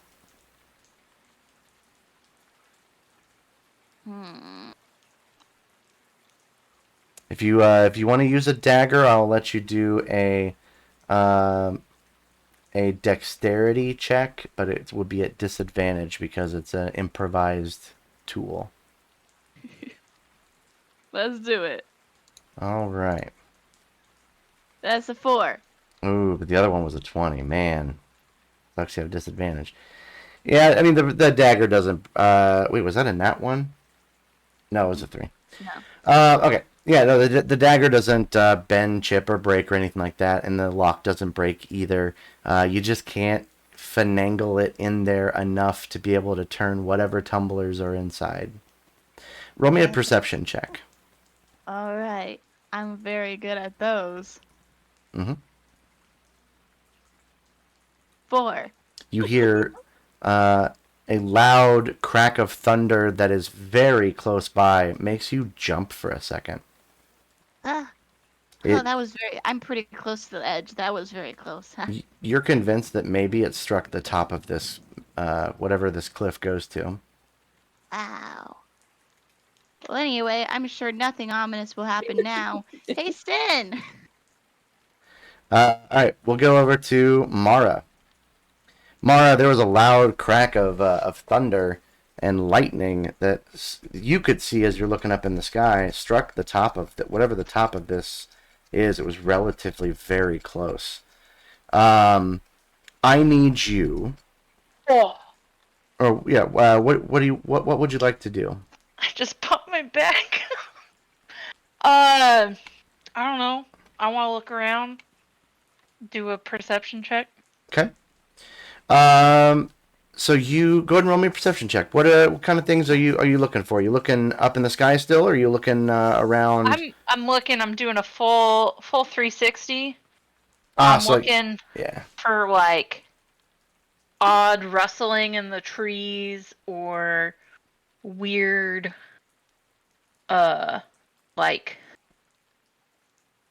where you can tell. All I can think of is in the Catching Fire novel where she could tell like the edge of the dome was like fake because it like had this weird glimmer. Okay. Just kind of like something that's off about, because like it's supposed to be like invisible, right? So she's looking like for anything out of the ordinary within the ordinary. You got it. Yeah, go ahead and roll a perception check. Can Wicket help? Sure. Sure. So you can roll it with advantage. Oh. Are you the DM? No, I'm kidding. I thought she was asking like my permission. I was like, yeah, sure, you can help me. Yeah, you can roll with advantage since Wicket's kind of like flitting around and looking around as well. Okay. Pretty good. Oh yeah. So you are looking and listening. You are like on full alert. The rain, obviously, kind of quieting itself around you, and you remember the nice, gentle silence that the Margreve forest sometimes is able to offer you, as opposed to this new endeavor you have found yourself on with the Monster Hunter Guild and all of those people who are quite boisterous and loud at times. You and Wicket work pretty well together. You look around and you don't really see anything out of the ordinary, but you do hear something. You would equate it to a possible woodpecker, but it's not a beak on wood. It's more of stone on stone. Would you say like nail on stone? No, like more like some tumbling rocks that seem to have been falling from the cliff, headed in yours and Wicket's direction. As they zoom past the cliff opening where the rest of you all are, a couple of sort of, I would say, like 3 foot wide or 4 foot wide boulders come barreling down the cliff face at you. I will have you make a dexterity save with advantage, since you did so well with Wicket, to avoid these 2 large rocks falling down at you. Does Wicket also have to roll? Yes, Wicket will also roll with advantage. Okay. Is that a dexterity save? It is a save, yes. Ooh, pretty dice. Okay.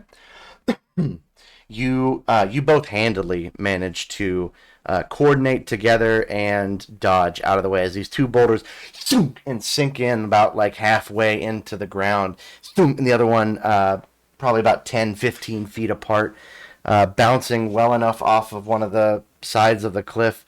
You avoid caution falling rocks. Did you say they came from above the camp or from the cave-like area below the camp? Above the camp. Okay. Can All I right. look even harder in that direction? I mean, you can. You would. It's hard to tell as far as going up, not really seeing above this cliff at a certain point, but you might be able to piece 2 and 2 together that that lightning strike was very close, and maybe it struck those boulders and caused them to start rolling down.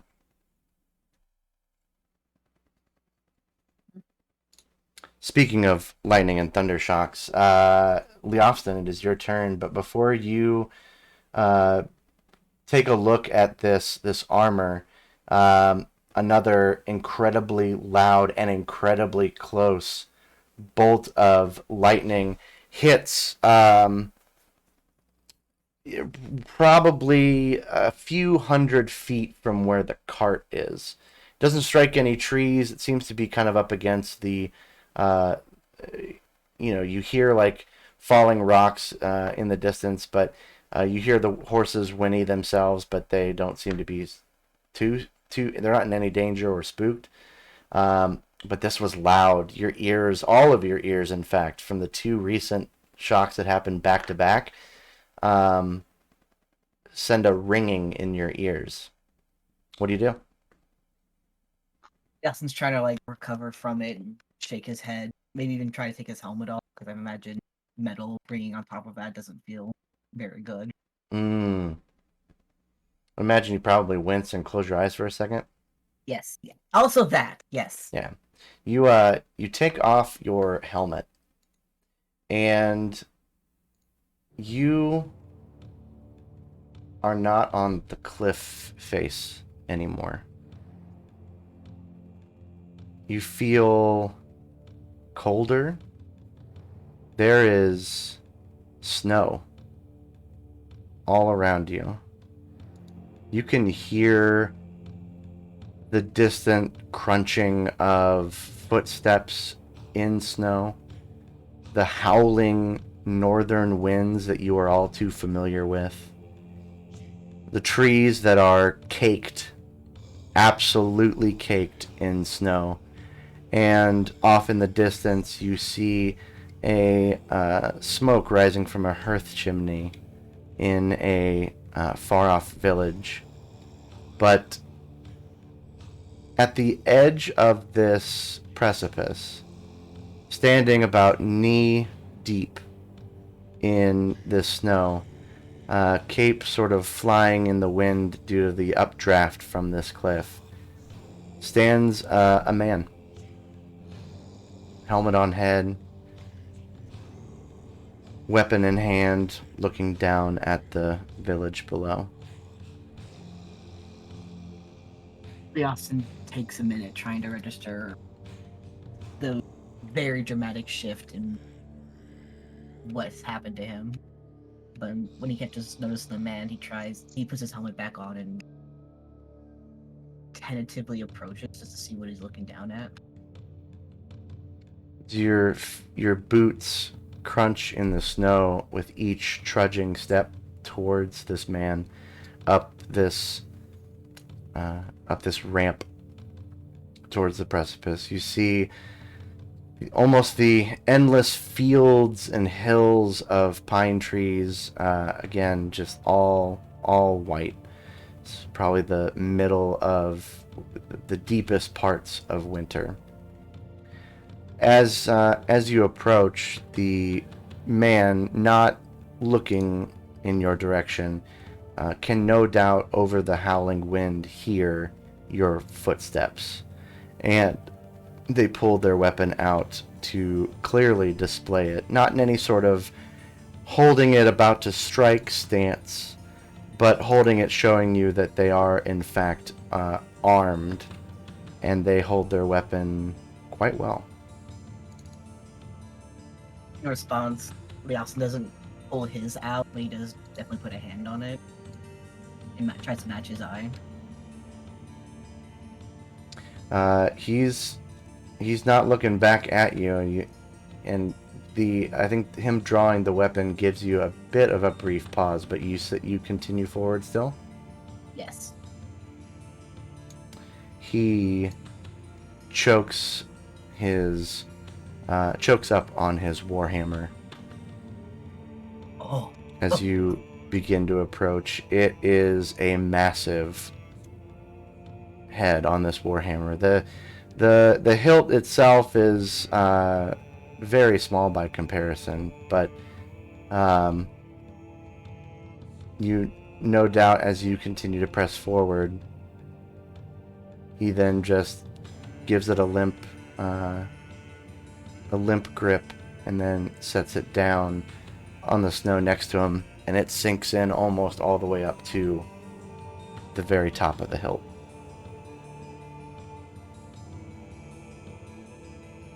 With his weapon, with him unarmed now, Austin slowly eases his hand off Landbreaker, but does give pause at the gesture. And in a voice extremely stunned, still trying to figure out what had just happened, he asks, "Where are we?"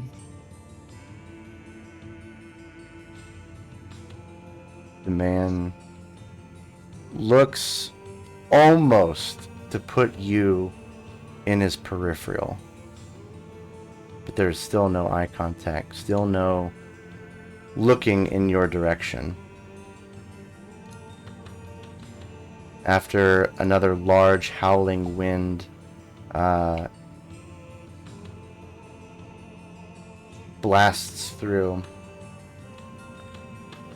he points at a valley valley below that kind of skirts close to the water's edge. It's not incredibly familiar to you, but you can at least, from the surroundings, you've been in some pretty harsh winters, but this is impossibly white. Everything is cold and frozen here, and it's a wonder that you aren't cold yourself, or this man. And then words mutter from his lips in a deep, cold tone. "This is Loki's hole."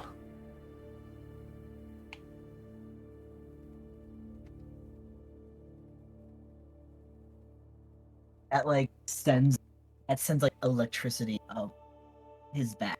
He might not be cold, he might not be those going on, but the name of a god is especially somewhere so far south where it's so hard for him to find connections to his culture. That just other than the fact that they're in the snow, which he's already thrilled about, that really puts like a stiffness to his back, and he lifts his head up, becomes closer to see the hall.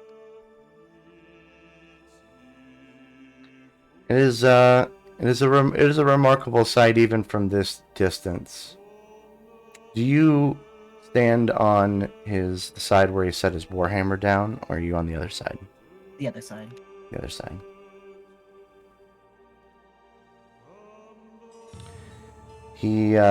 He looks down and just continues to look, but the hall itself is sort of the only thing that isn't really white about any of this land. There's obviously snow-capped tops and spires. The deep, dark stone walls of a darker stone than you've really ever seen face to face. But it has to be stone. For some place as cold as this, it has to be. Austin kind of gives like a surprise, like grunt snort, laugh, like a scoff. I would have imagined it more chaotic. It's at this time that the man turns to you. He is underneath the cowl that was covering the back of his head. He wears a tightly wound reddish beard that goes about to the center of his chest. His long reddish hair is an absolute mess, quite like yours. His eyebrows themselves bushy, untrimmed, quite like yours. And the armor that he wears underneath is a mix of gold scale, leathers, chainmail, just a hodgepodge of all of it. And he looks over at you with sort of not an amused look. And his green eyes flash in perhaps maybe the sun, if there's a sun to be seen in this dreary sky. He goes, "The difference between myself and Loki. There are many types of chaos. Some think from story that he is the more chaotic one, but he could not be farther from the truth."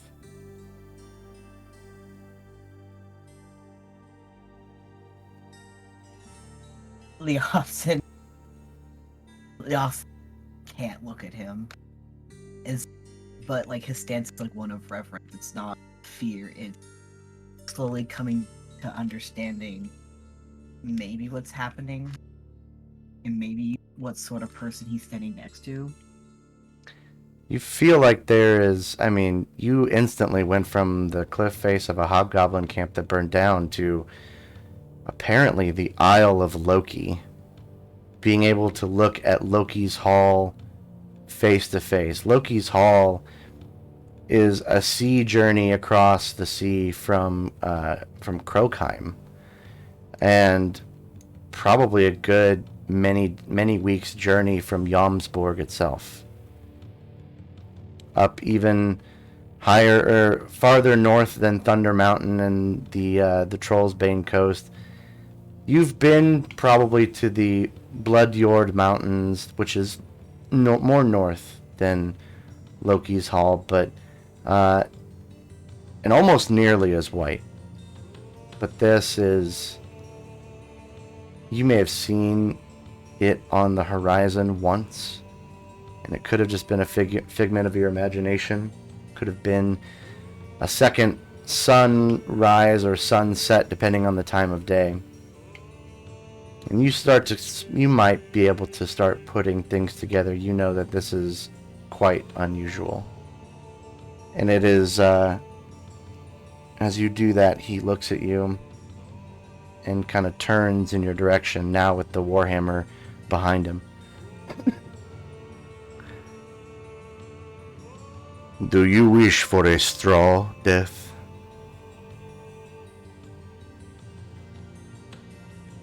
I'm so sorry. You said a strong death, correct? Straw.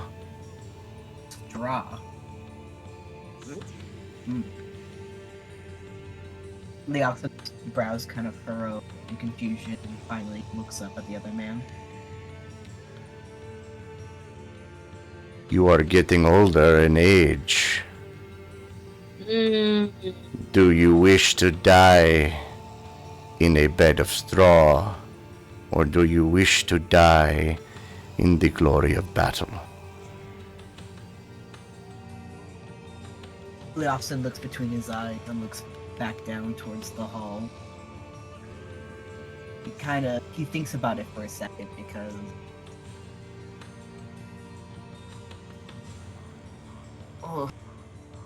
then he stops thinking about it. He starts to think about it and then immediately he knows the answer and he shakes his head once and says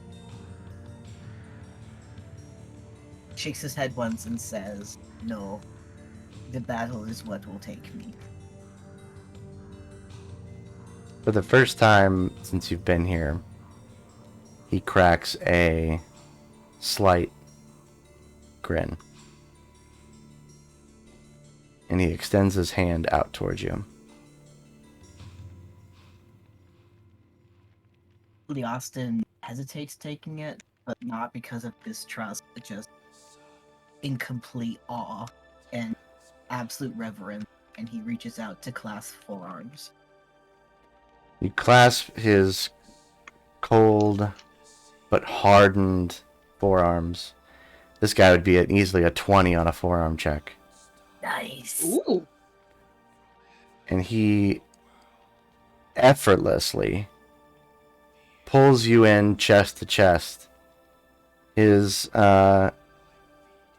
mouth a few inches from your ear. And he goes, I would accept nothing less, my son. Then you need to act like it. And his other arm comes around and embraces your back.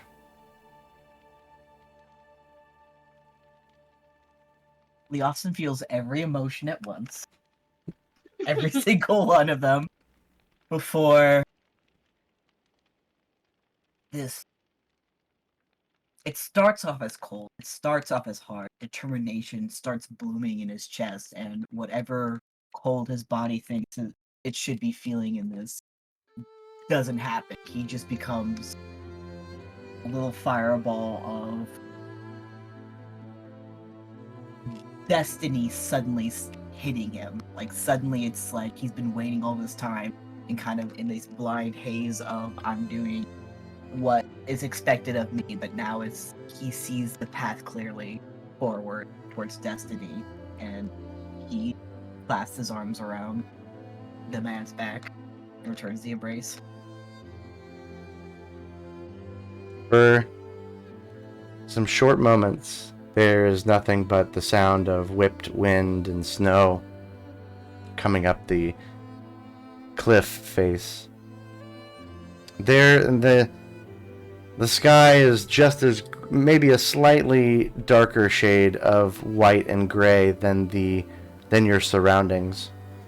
Some of flat clouds that just seem to be a nice wool blanket over an impossibly cold area. After a while, he lets go of the embrace.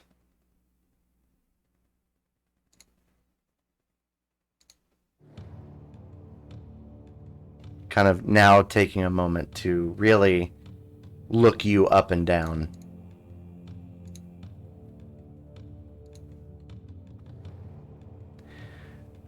I believe you know who I am. Austin nods once slowly.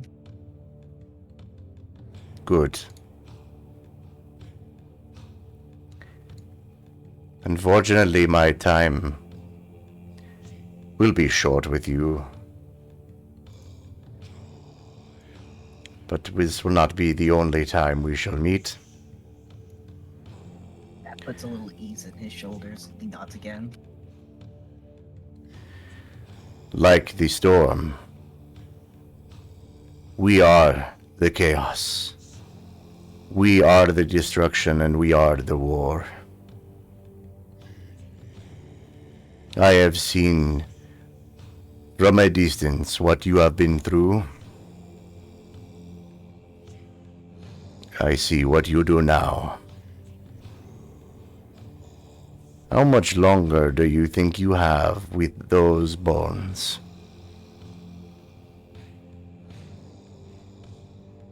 Long enough to see him burn.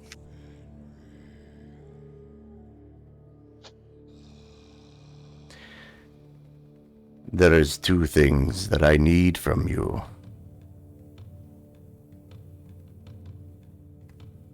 Leosin lifts his jaw, excitedly accepting.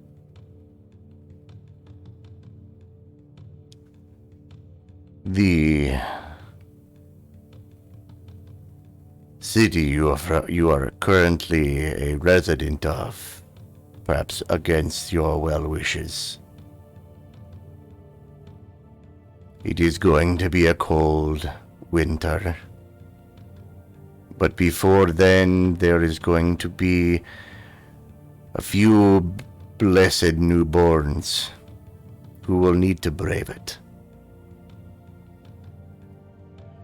You must give one of them my blessing.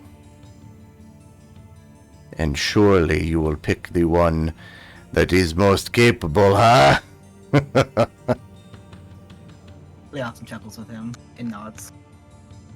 It will be done.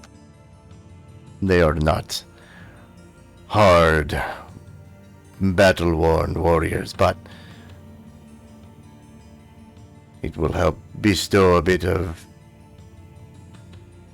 fate and destiny in a location that normally it is not.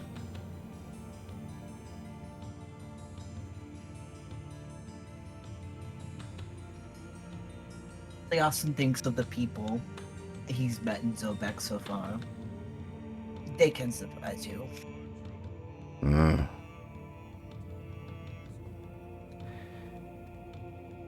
Make sure that you go with your words. They are inconsequential to your deeds. If you shout my name during your battles, perhaps you will find them a bit more glorious. But the other thing I ask of you, my flesh and blood,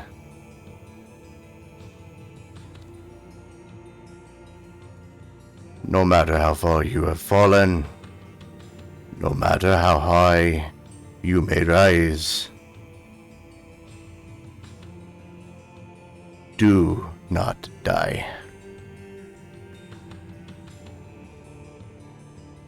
That sets that fire all over again in Leosin's chest, and he takes a big deep breath, and then as the fog is forming around his mouth and nose from breathing out, he nods. I will not die.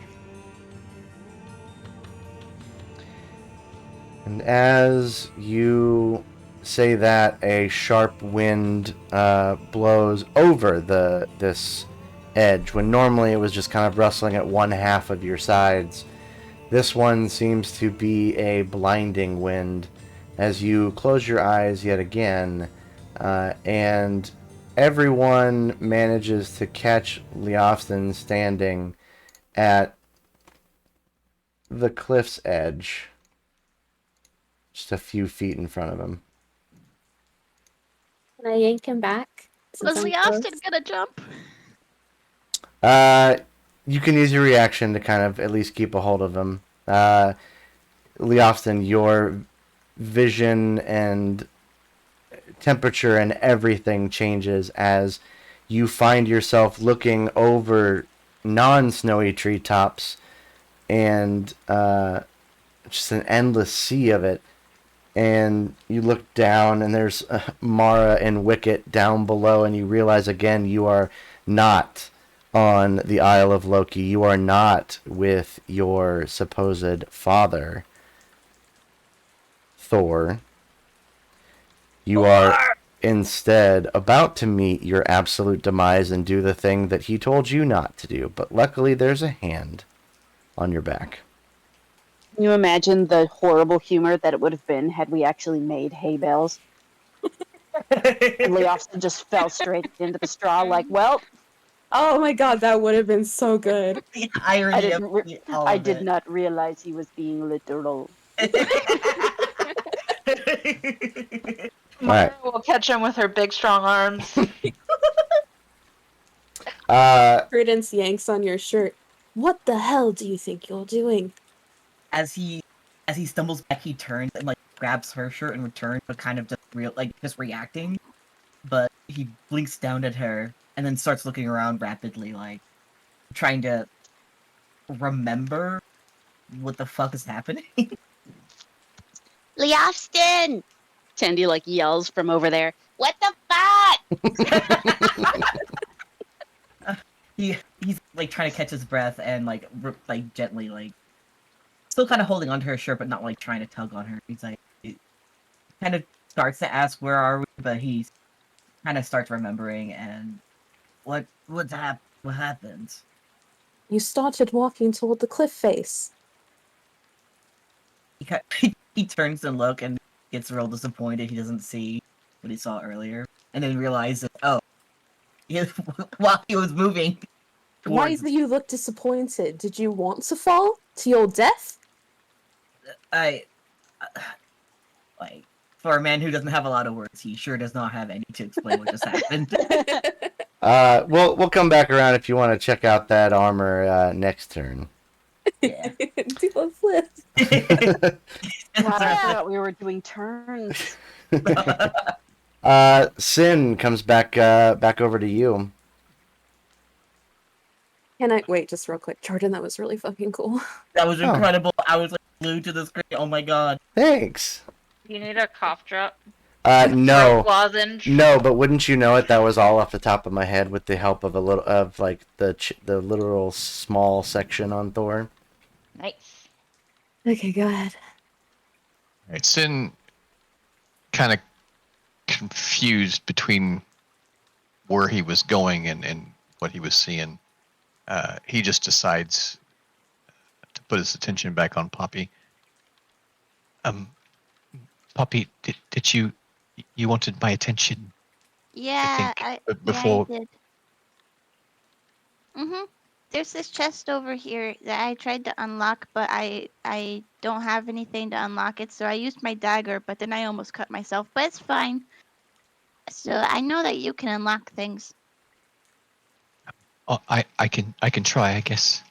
Sin will go over and try to unlock the chest. Okay. So you will need to be in front of the chest. Poppy, will you be, I guess, presumably right there? Yeah, sure. Or I'm looking in the wagon for like a cool rock. Okay. Sin, go ahead and give me a dexterity check. Add your proficiency bonus with your thieves' tools. Okay, is there a way to do that on Fantasy Grounds without having to do all the rigmarole? There is. So that if you go to thieves' tools at the bottom of your skill sheet, then you just roll that. Okay. Now hold on. Let's check something. Your dexterity is a +2, and then proficiency would give you another +2, so that's actually a +4. Why is it not? Let's see. It's not registering. It says stat. It's not registering as stat, so it has nothing to go off of. Oh, so let's do Dex.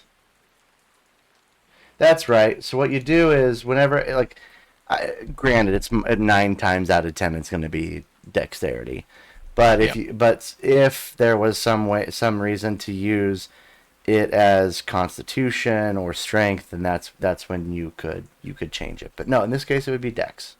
So yeah, I just roll. Mm-hmm. Okay. Okay. I think I got it. Yeah, you hear the click of the padlock and the heavy lock on it kind of slide down. Poppy, you are looking through the wagon. And you find a rock that is a very pretty speckled brown. Like it's too small to be in here. It's like a skipping stone. Perfectly smooth and round. But I need you to, or as you go to reach for it, your hand bumps up against something before then, and it is cold, wet, It's of ice. and scaly. Ah! And Jolene! you hear a quick as whatever was sleeping inside of this cart has now just been woken up. Oh fuck. So Oh, fuck.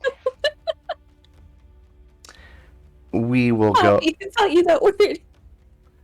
We will go ahead and roll initiative. I know we're not going to obviously finish this by the time the session ends, but we'll get as far as we can. You want us to Roll roll it initiative again? again. No, no, I said that because that's force a habit. So in this case, You just wanted to sound cool. yeah, I just wanted to be like cool for a second, you guys. Cool all the seconds. I'm Yes, true. Like a really cool like god monologue, man. You did it. I'm gonna go ahead and let Sin take your actual turn, even though, let's say that interacting with an object was you unlocking the chest. So, it goes to Sin. Then see it.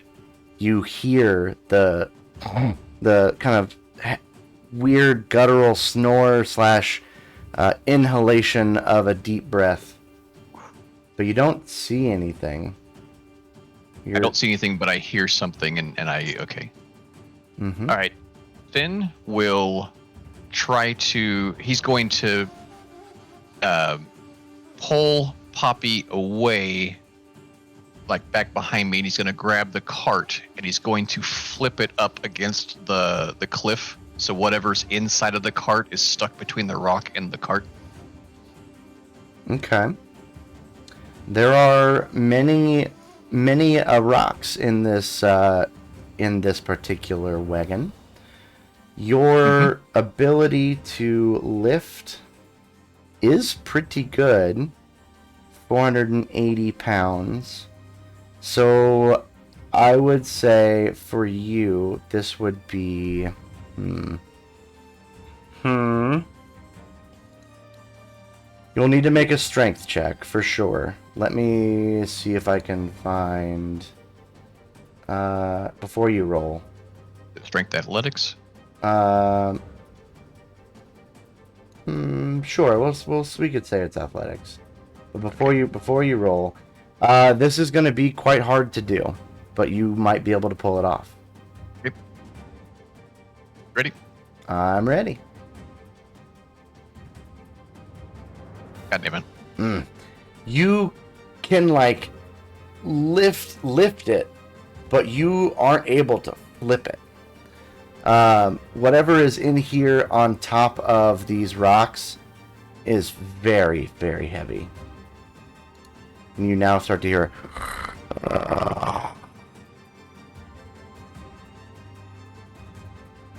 and you can, at that point, you can see sort of a silhouette It is filling this entire cart, coiled up. And it's going to be hard to hit unless it fully reveals itself. So that's my action.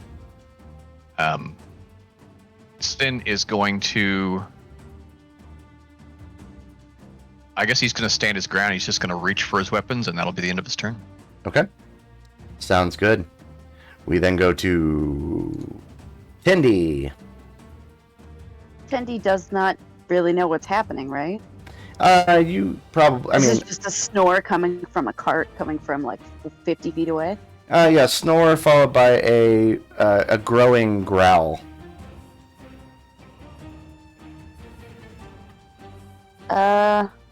You see Sin try to like quickly lift up this cart, but like cannot, like gets the wheels off the ground a little bit, but otherwise could not be able to flip it. Tendy's just gonna look over there and then look over to Leofston and Prudence and just like try to call them over. Okay. I will say between so to not have that really be a non-productive turn. Tindy, you choose whether or not Prudence or Leofston will be able to move an extra 15 feet next on their turn. Leofston. Okay. Prudence is already pretty fucking quick. Okay. Leofston Yeah, is not girl. fastest. Fast as fuck, boy. That is very fair. So yeah, so you giving Leofston and Prudence a heads up quickly after the encounter that Leofston has had.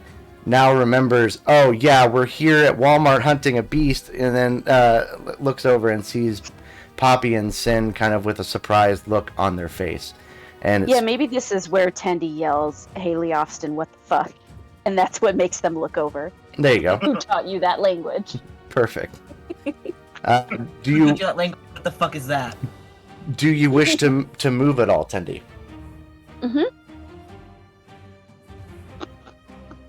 Sorry, You're I'm fine. chewing. I'm gonna get closer. Okay. Maybe like 15 feet closer. Yep. You just go ahead and you can. I'll say you can go ahead and move your character over, and I'll prove it in a Oh, we're second. using like maps and shit now. For this one, yeah, because there's a cliff face. We want to make sure that we're at least pointing this stuff out. Like I said, not every time we'll have a map, but we will. This one was too cool. Did it do it? You look like you moved right back where you were. Oh, I didn't do that. Hang on.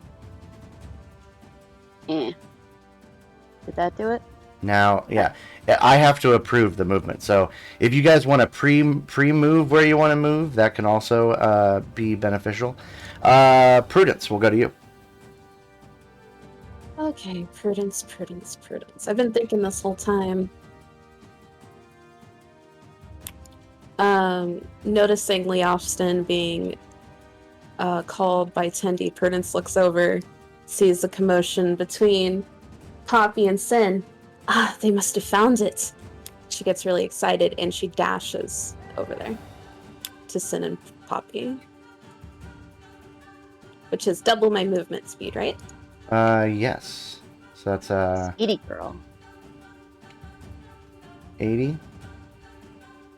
Alright, that'll put you right behind Tendy. The grid wasn't previously enabled, so I've now enabled it, so at least things can snap to it now. I believe that's all I can do, correct? You have, yes, that's your action and your move action. You have a bonus action if you got one. I don't think so. Okay. Sounds good. We then go to Poppy. Okay. What I'm going to do is I'm going to spend a spell slot to cast Fairy Fire on it. Not catching Sin or Eye in it, but Okay. maneuvering it in that way. In this case, you will need to. Let me take a look here. Defend my saving throw to the guy. Yes. Not on the thing. He is not currently.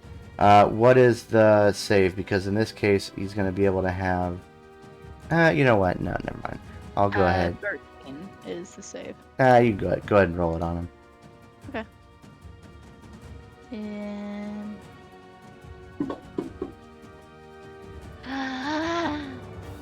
I've done it. All right. So the this creature, as Poppy cast a spell, the kind of grayish tone of the rocks shifts to what sort of color?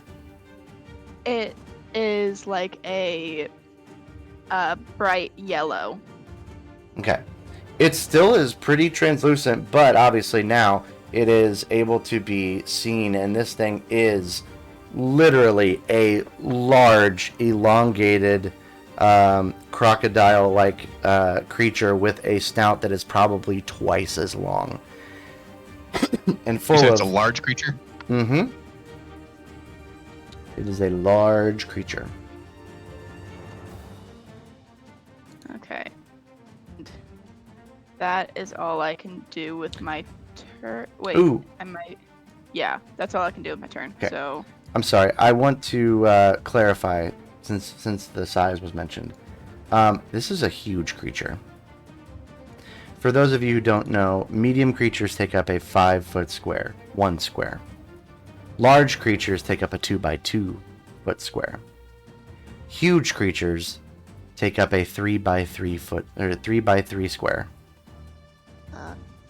And it was in this cart? It was as big as a house. on top of this cart. she does tell Wicket to inform Mara. And that's what Wicket does, and he's going to spend his turn helping Mara with whatever she needs. Okay. Sounds good. Look at that nasty boy. Ugh. I Yep. wonder what form of evolution it took to be able to transform like a chameleon. Fantasy. Okay. Magic. Magic. All right, Mara, you are down below, and you see this yellowish sort of arcane get cast up in the top, just within your vision of it, and you then see what looked to be a cart. You're not sure what was in it, but you sure as hell now know what's on top of it. I can see up there? It's overlapping a little bit. It has like 3/4 cover against any sort of ranged attack, but you can see it. It is it's a chonker. Okay. Well, I'm just gonna run up there as fast as I can. Okay. So the ramp itself was about 5 to 10 minutes away. Are you going to try to climb up? How much can Wicket carry? How strong is Wicket? Not a Mara. No, and I know. Okay. Mara can change into things. That is true. I mean, anything I would imagine that Wicket could be able to carry is something that could be small and able to... Oh, that's right, because you can't fly. -4. A strength of -4. That's... I was Negative gonna say, he 4. reminds me. I imagine him as like, I know that we have a visual for him, but I imagine him as just like a wicker doll that can just move around. Wicket can actually still lift up 22 pounds, so like small creature would be fine. If you call a fox a small creature. I would not. Okay, well, Turn into a in the lizard. book of biology, you'd be wrong.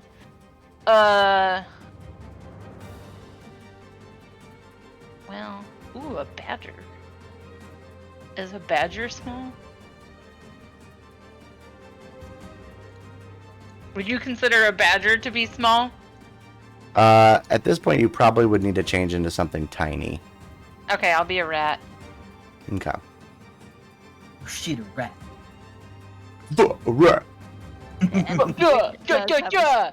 Wicket does have a movement speed of 40 feet, so. Yeah, I'm pretty sure rat would be perfectly fine. Rat's a tiny beast, so. I'd be a seahorse. gonna have a tough time. All right, let me find rat, and then drag that onto Mara. Rat. How And does a scorpion have more armor class than a rat? Is it skeletons on the outside? You know, Is it therapists. smaller Is that what and harder to hit. exoskeleton means? Yeah. Yeah. Outside Oh skeleton. my god, I was Mara's a rat. Mara as a rat. Okay. I asked Wicket to take me up there before I turned into a rat. Okay.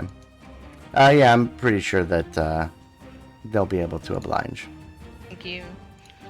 That's all I got. It also tells you that it does speak rat, so... Squeak squeaker, squeak squeaking. Squeak, squeaker, squeaker. You know who else speaks rat? Our good friend Sergeant. All right. It is the Gabahali's turn. The what? What? No, isn't it Leoff's turn? It's hit me. Oh, it is Leoff's turn. Okay, I'm not. Listen, I I'm hit not- button a little early. I'm not That's my used. bad. I'm not used to Mara ending her own turn. So. Shut up! Ouchie, ouchie. Okay, Alright. Let's see here. I like a little aftercare after my turn. All right, I like to Ooh boy. I like to bathe in over it. and make you some bread, baby. So can I run, dash, action surge, and run again? I think Tindy gave you some extra movement too, right? True. Yeah, you have an extra 15 feet. You wouldn't be able to double that, but so your regular move, you can move 45, and then if you were to dash, then you can move 30 more feet. Did my movement go up? No, Okay. but Tendy giving you a Oh. heads up gives you an extra 15 feet once. Okay. So I could move up to 75, which would get me to Prudence and Tendy. Pretty much, yeah. Okay. And then if I use action surge, I can move another 30? Or can I Yeah. use it for a- I mean, I'd let you for an action surge expenditure. Hell yeah, I'd let you do that. It feels early, but I'm literally on the other side of the map, and I have a big bonker, and y'all need the big bonker. So yeah, Leoson's gonna use action surge. Do I need to do anything fancy with it, or just take it? Well, first let's move the 75 feet so we know exactly where you end up. Okay. Note that you cannot leap across this part where the lip is, because that's that's going to be pretty dangerous. I would presume that would be fine. So there's 30 feet. You got another 15 feet you can move for free. Okay. And then for your action surge, you can move another 30 feet. I'm assuming you probably set the splint armor down. He's just carrying it with him. He doesn't know what to do with his hand. Yeah, he set it down before. Probably as he's passing the crates, he's probably quickly dunks it on top of there and keeps running. Okay. As you are one square adjacent from the cliff's edge, this section here is obviously damp from the rain and all of the soot that has been scattered around from the campfire. I need you to make an acrobatics check. Jordan, no! Jordan!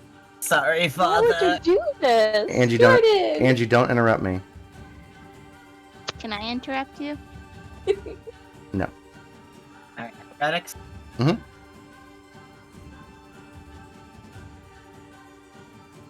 Music is doing a lot for this moment. 12. Okay, you're fine. Alright. He skids real cool. Yeah.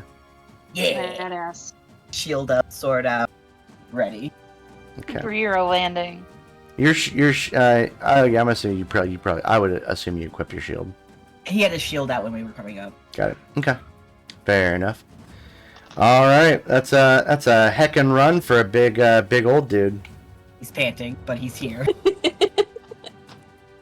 Okay. And go ahead and end your turn then. Bing. All right. My turn. All right. With its really large schnoz and jaws, it is going to. It's going to bite Poppy. Got it. Num num Make num. Garibaldi also acrobatic. Hey, let's. I'm gonna rename Midgard to Jordan rolls ones a lot. Oh, I thought that was Poppy's roll. Oh, yay! Yeah, good job. It Good job. does have multi attack, so it is going to try that Yeah, again. yeah. Oh no. Yeah. Oh no, I'm sorry.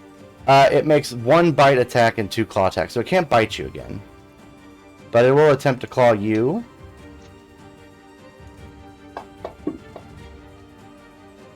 Okay, that hits. Its large claws rend into your skin as you take 11 points of damage, and you succeed on your concentration check to maintain fairy fire. Good. The second attack will go against Sin for trying to upheave where it was sleeping. How dare you? You are not housekeeping. That is a hit. I wouldn't be able to help anyway. That would just be a -4. It's still hit. Never mind. Okay. And then its other arm rakes across you, Sin, dealing you 13 damage. As now it lets out a large roar. That would have sounded cooler had I not talked like Thor earlier. Well, we didn't hear it. It didn't pick We didn't up. hear it anyway. That's cool. It was lackluster.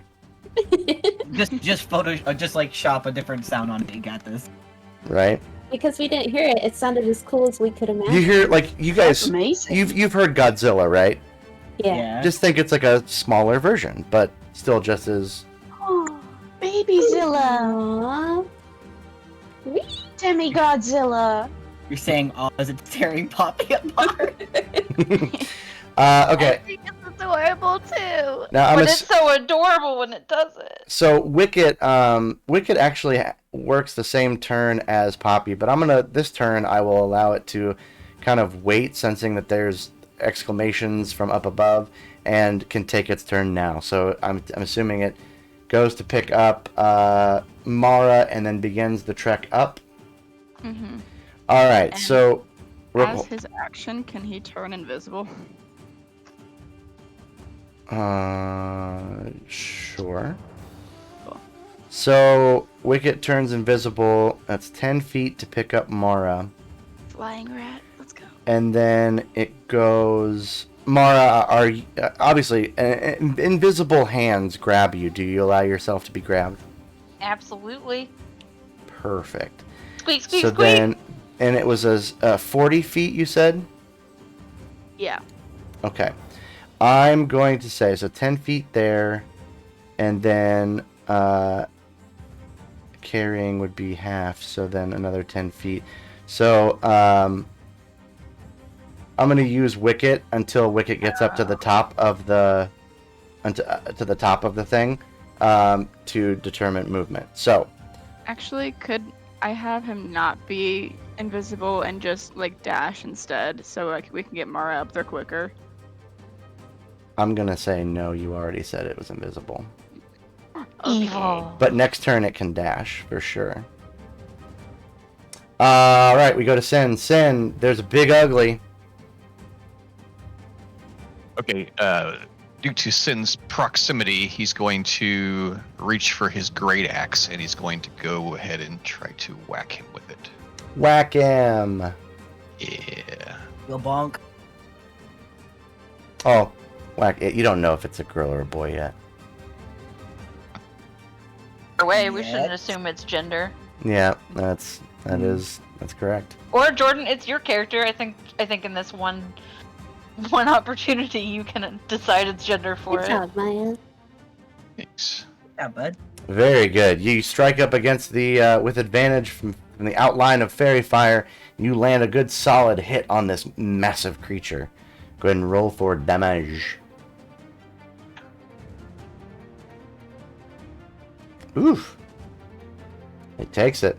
Doesn't seem, even though it is big and it is scaly, it doesn't seem to have anything to block that.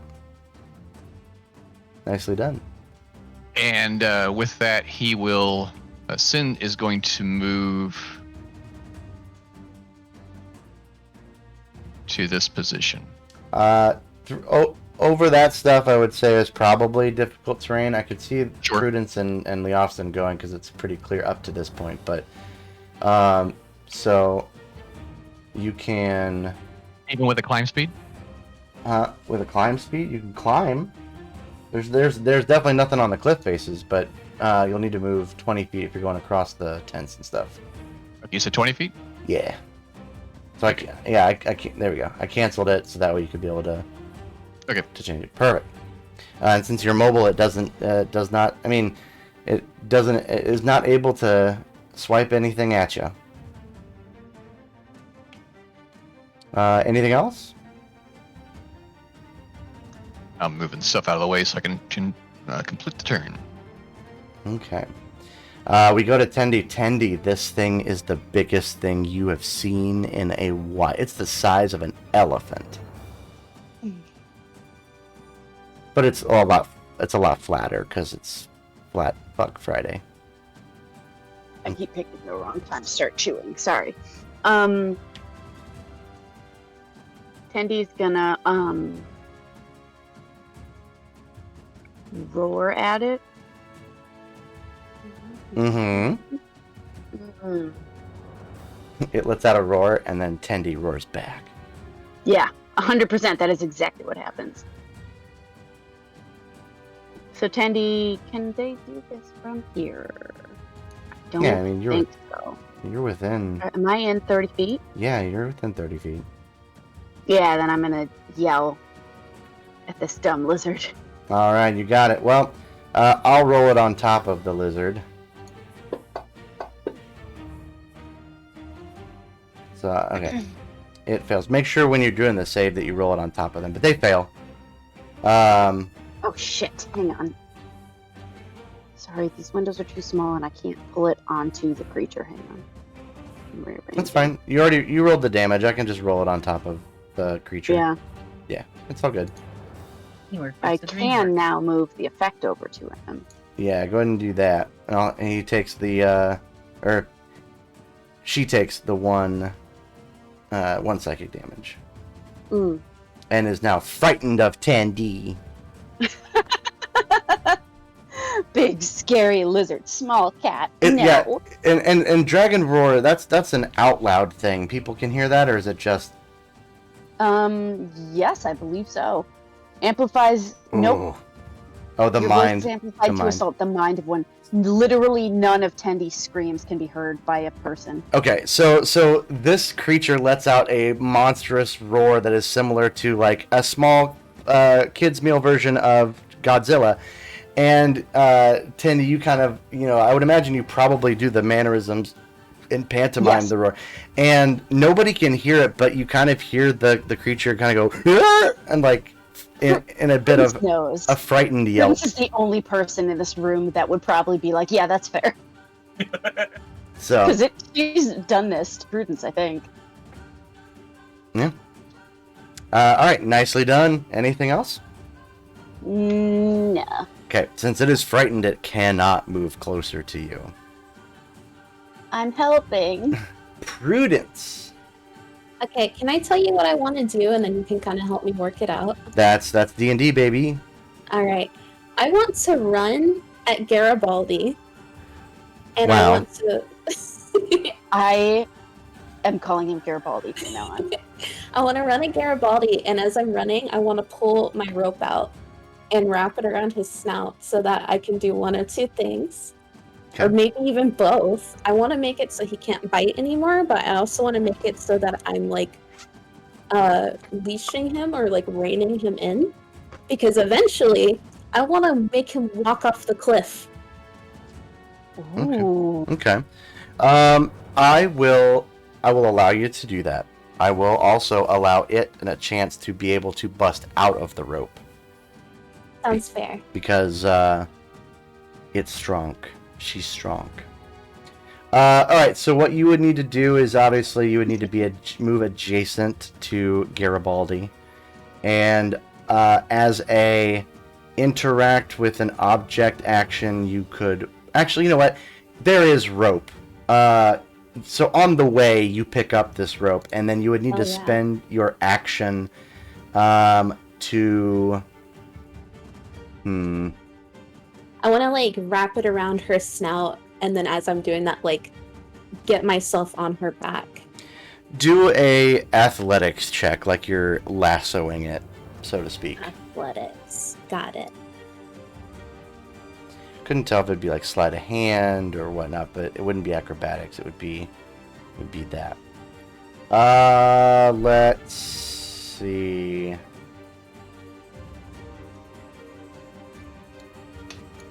I think acrobatics would have been nicer, but you know, what are we gonna do? Why is it doing disadvantage for both? That doesn't make any sense. That makes no sense. Okay, we're just gonna do it this way. And then we're just gonna add 2 to it. Okay. Nope. It does, so it does kind of go, it does at least loop around the massive horn that's kind of sticking up out of the top of its, on the top side of its nose, but it looks exactly like the bony teeth underneath. But it is, so it's halfway, it's loosely still around there, but you if you want to try to tighten it up, then that would probably require another turn of like trying to cinch it and get it around there. Meanwhile, it could have a chance to just like eat you. But I don't want to be eaten. Oh well, you got closer to it. I don't know what to tell you. Can I move backwards while still maintaining my hold on the lasso? If you do, you don't have mobile. It will use the opportunity attack to attack you. If you think you can dodge it. You are fast as fuck, boy. I'm not on its back, right? No.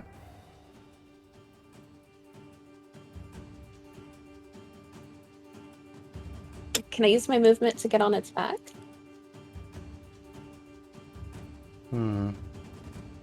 Sure. You have what? Yay. How much is your movement speed?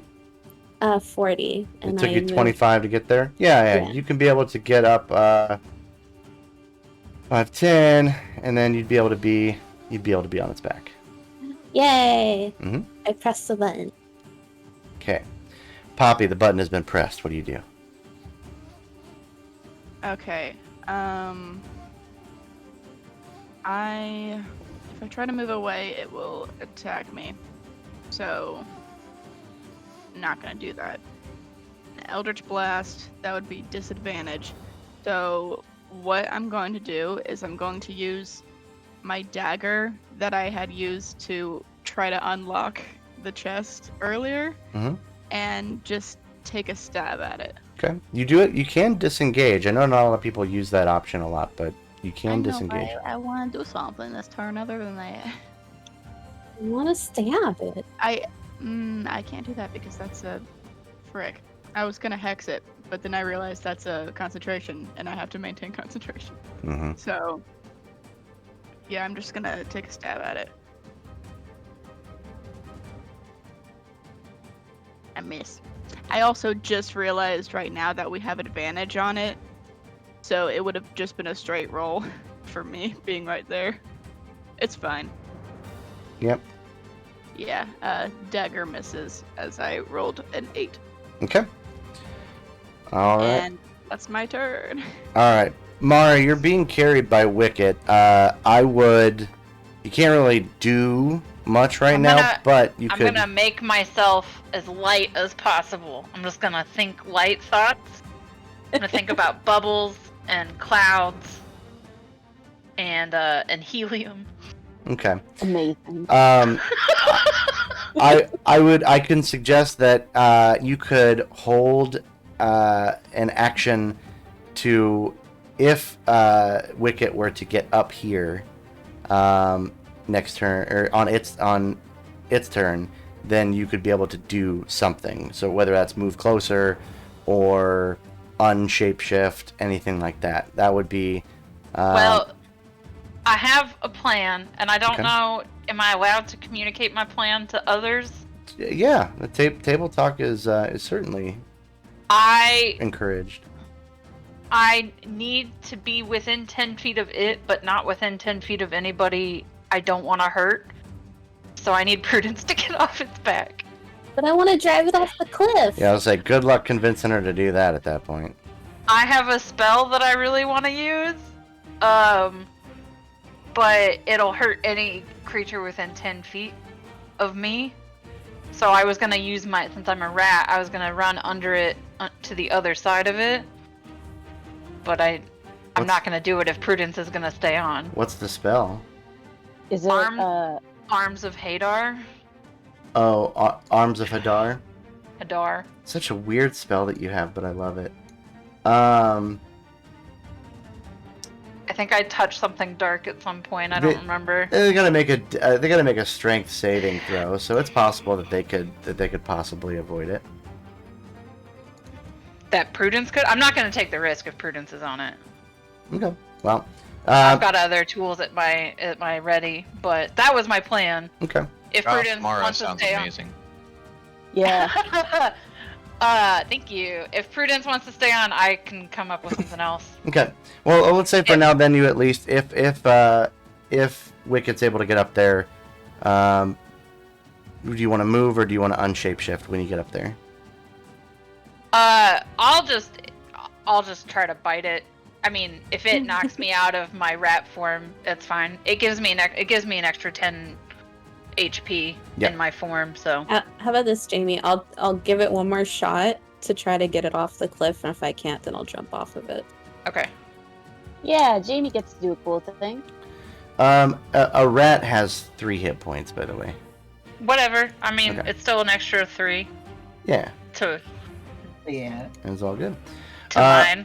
Okay, so then go ahead and then we'll go to Leofston before it takes its turn, or her turn. So Leofston is going to. I think it's time to be big as fuck again.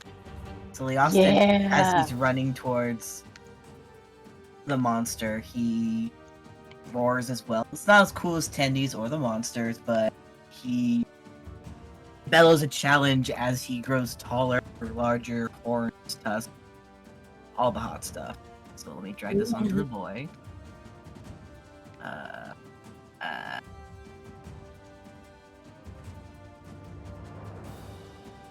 BRB looking up something real quick. Uh-oh. No, you're good.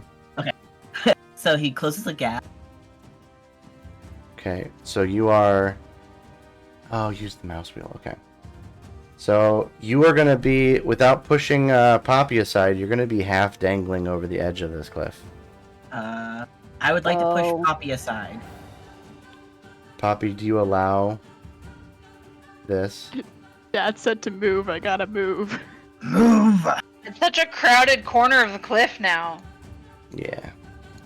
There you go. It's As Leofston is running, he looks up at Prudence. Are we killing this? Yes, flush it towards the cliff. As he does,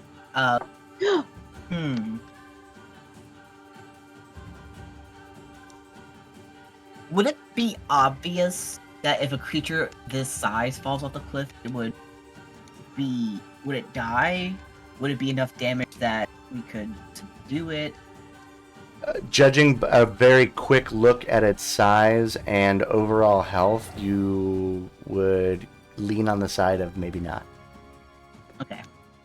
So Leofston is going to... He's going to sheath his sword and try to get under it and launch it off the cliff. And push, Hell start yeah. pushing it off the cliff. Okay, so you're gonna try. Little pieces. You're gonna try to lift it. Maybe more so like with his shield, start pushing it off the cliff. Okay. So I guess this would be like the shove action. Yeah. which is now possible because you are one size category less than it and not two. It would be practically impossible if you were regular boy-sized. Alright, so this is going to be a contested roll. It's going to be your athletics versus its athletics or its acrobatics, whichever is greater. What about my strength? If we thought about like my strength, not for any reason, like I have a modifier on it or anything. So your Have we considered strength? your strength goes up, right? Okay. Right? I mean, am I wrong? No, I just also figured there's some strength in those leggies pushing too. So just so you're aware, Mhm. athletics is a strength-based check. Oh, So okay. you have advantage on it, if that's why you were asking. Yes, Giant's Might gives me advantage checks on strength. So roll for athletics and you'll see that it will roll it with advantage. Okay. I believe in you. Someone's got to. Oh yeah. 22. It does not have advantage, but it does have a... Why is it doing... It knows I'm so strong. Hold on. Let me double check. Frightened. No, I don't want to make you frightened. I want to know what it does. no. Leostin, don't be scared. Oh no! Hold on, I'm fixing it. Good lord. He's screaming while he's Can't pushing. it just tell me what it is? Let's see. Swear, sometimes it's just hard to find enough screens for me to be able to DM. You have a 50-inch television. Listen. You have a giant TV and then 2 screens above it. The TV is still one screen. Yeah, thanks. Someone's got to be on my side. Creature has disadvantage on ability. That's why it has disadvantage on ability checks and attack rolls while the source of its fear is within line of sight. I looked up the frightened ability, but Tendi, make sure you remember that would be why if they are frightened. So I should have succeeded on my roll. Look, you're on top of the back of a beast, okay? I can't see you. It's not scared of you. We're not Scared of you. We're not going back and retconning. Okay, so that was a 22 versus a 13. You definitely do get to shove it 5 feet. I'm assuming normally it would be in the direction completely away from you, but it is up against a cliff wall. So the best you can do is about that.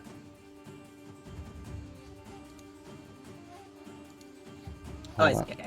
I'm trying to get Prudence. We did it. We killed it, Leostin. Yay! Listen, It's gone. listen here. Alright, I don't know how to be able to without moving Prudence. Prudence, you're right. You're square in the middle of that thing. Let me see if I can make some adjustments. Doot. There you go. It Prudence is. is gonna fall off with There we it. go. Gosh dang it. I have a reaction that'll be fine. Oh, it fell. No, I'm trying to We put it. did it, Oh, guys! God. It had its AirPods in. Oh my god. It's okay. Woosah, Jordan. Woosah. You chose this life. You chose to DM for us. You chose to date me. You chose to be friends with Angie. I don't know what to tell you. I can choose to do the opposite. Oh, is this how we break up? Oh shit! Use me? Alright, Lee Austin, what are you doing? I've got room in my bed. I was just turning on my stuff quick. Okay. He's going to. He moved 25. He's going to Close the gap. close the gap and then end my turn. Okay. I will do that. Sounds good. Now Poppy's got range. Alright, so it is going to seemingly unhindered right now by the slack rope. It is going to take a bite of Lee Austin. You can try. A little nibble. It fails. It will take its claw attacks against Lee Austin. It could have tried to bite Prudence, but Because again, it has a long snout. That thing is able to reach around on its back to bite you. There's no way. Can it scratch its own back? Because I If would there's a love way that you can power. climb to the top of a huge creature, there's a way it with a 10-foot long reach can be able to reach on its back and bite you. But it didn't, so deal with it. It doesn't have neck bones. You know why? The 'Cause of last magic. the last claw does manage to strike Leofston, raking across your flesh, your juicy flesh, for 12 damage. Ooh, goofy, No, goofy. my sweet boy. All right. Oh yeah, and Poppy, Wicket was supposed to be acting on your turn. You're having it dash. Yeah. Okay. 40 means that it can go 5, 10, 15, 20, and then another 20. So 5, 10, 15, 20. Almost to the edge of the cliff. 40 feet movement and then dashing. Wouldn't that make it 80 feet? Going up. Oh wait, no. Holding Mara. Never mind. Yeah, you got it. You got it. You're picking up what I'm putting down. It's All Mara. All right, it looks like we have a slightly frightened beast with a large man next to it and a half mechanical tiefling on top. Sin, it goes to you. Where Sin is at, he's going to drop his great axe as a free action, and he's going to grab his first hand axe, and he's going to chuck it at the creature. Okay, now it did get pushed away. So you were at one point 20 feet away. Now I believe you're 25, if I'm not mistaken. If that's the case, then I'll move up just, I'll move Yeah, to here. yeah, that's fine. Then I will...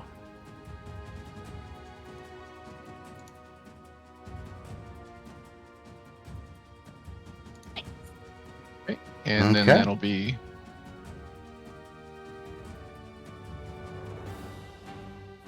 Alright, and then...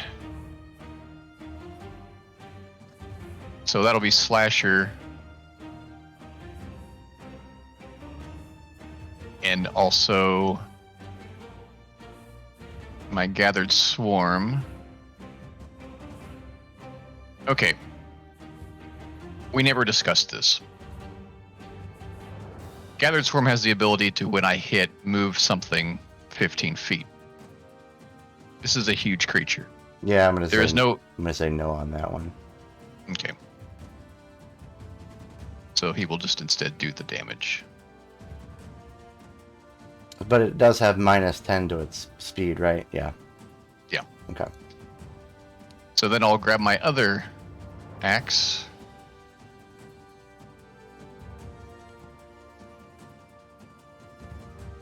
That's a hit. Okay.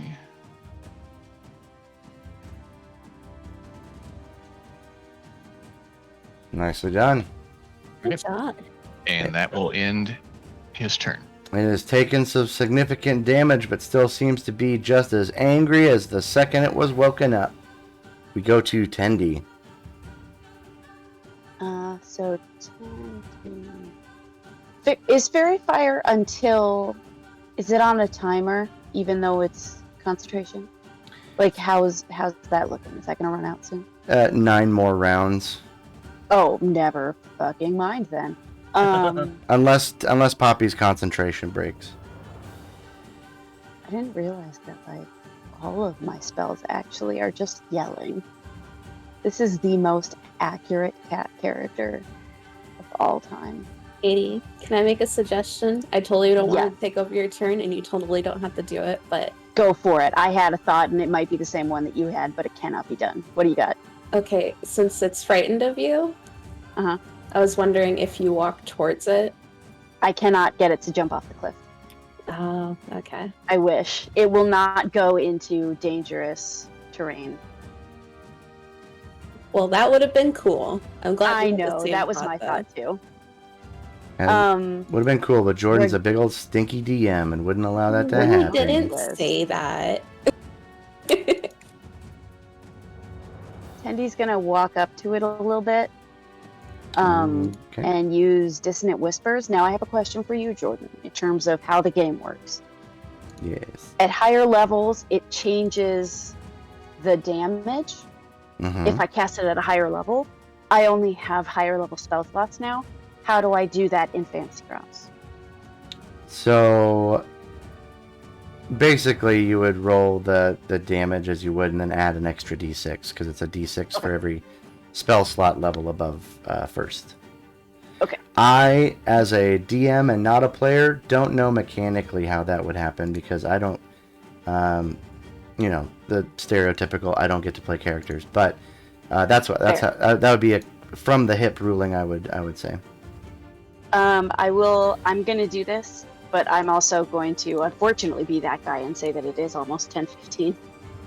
Yeah, we'll go to Only the end. because I took a nap before this and I'm super tired. We'll go to the end of the round.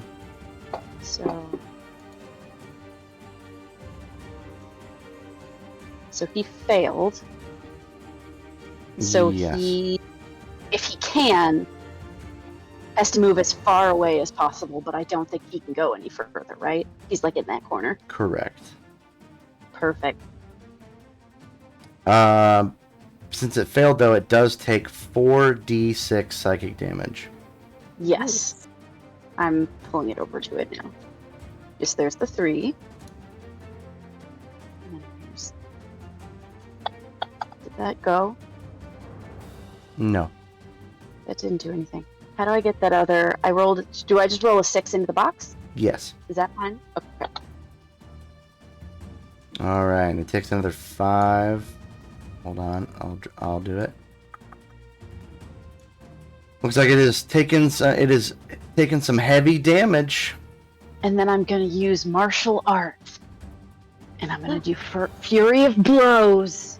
I think we're getting games confused. Make sure you mark off a second level spell slot. Yeah. Anything else? No. All right. We go to Prue Prue. I want to tighten the rope around its little horn. I want to dig my heels into its ribcage and drive it off the cliff. Okay. You could be able to do one of those two things with your turn. You can use your athletics to cinch up the thing so it can't try to bite anymore until it breaks out of it, or you can try to use your weight and motion to drive it off the edge of the cliff. I do the first one. Okay, that sounds safer since you're on top of it. All right, so go ahead and make your. Yeah, you know what? Use your whole turn. You're able to cinch it up for now. But if it does, it will need to spend its action to break out of that rope. I promised Mara that I'd jump off of it if I can't drive it off the cliff this turn. Can I maintain hold of the rope while also jumping off of it? Where are you going? I don't know, to the side, maybe next to Leopston. Okay. Is that a yes? I can keep hold of the rope? It's an okay, yeah. Okay. Oh, you're so big. Right there, I suppose.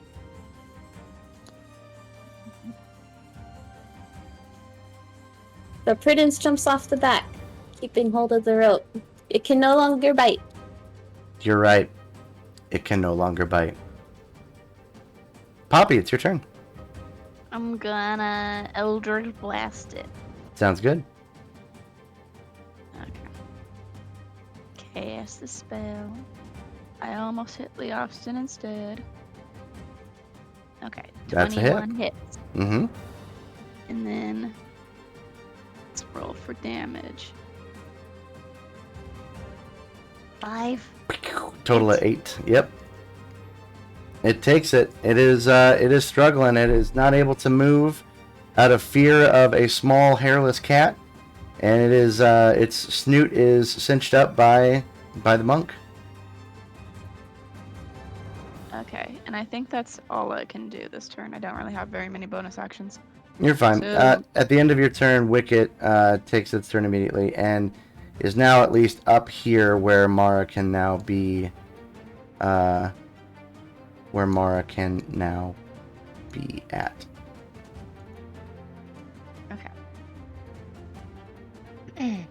Mara. Hello. Hello. Okay, so I'm going to. Oh, will this measure? There. Can I go there? No, it's off the side of the cliff. Can I go Uh, How does this? Ah! with how small you are. Hold on.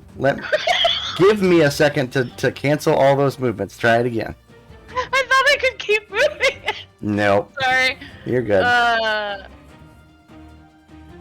a rat, so I can go underneath it. Your right? your movement speed is as a rat, 20 feet. So 5, 10, 15, 20 would put you under Leofston's shoes, and then you could dash and be under its feet. I'm gonna dash and be under its feet. Sounds good.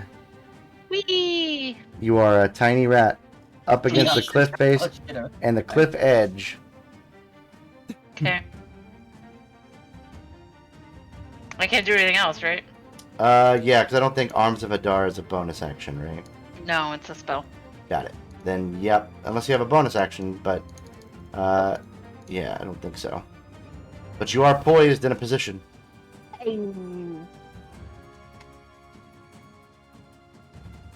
We'll go and shift over to Leofston of Yamsborg. Let's see what the big boy can do. Leofston is going to, hopefully keeping in mind where the rat scurried off, he's going to hack his sword at the face. I can't say the name. Gibraltar's face. Garibaldi. Garibaldi, right? Thank you. Gibraltar. Prince Garibaldi. Former Prince Garibaldi. Oh shit, are we doing a coup? Is that what we're doing? Alright, Landbreaker lands its blow against the mighty Gapali. Yeah, get him.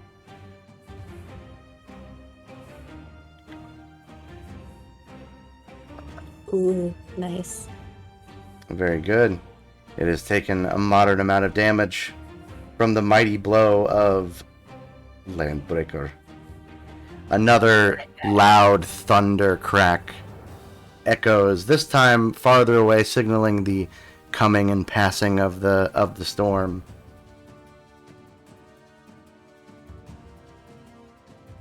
Anything else?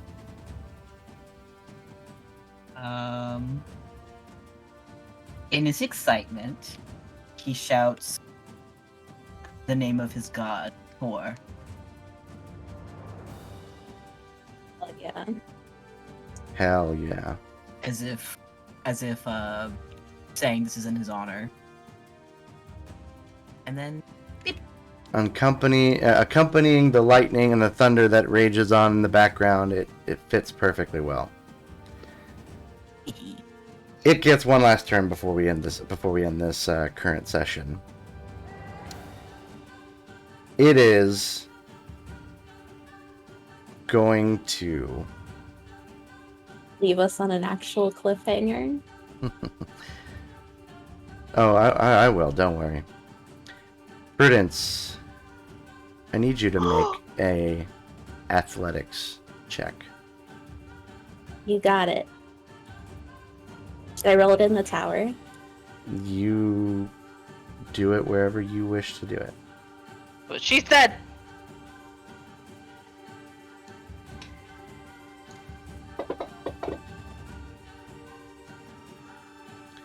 I'm gonna use my oh my god, get this map out of the way so I can see.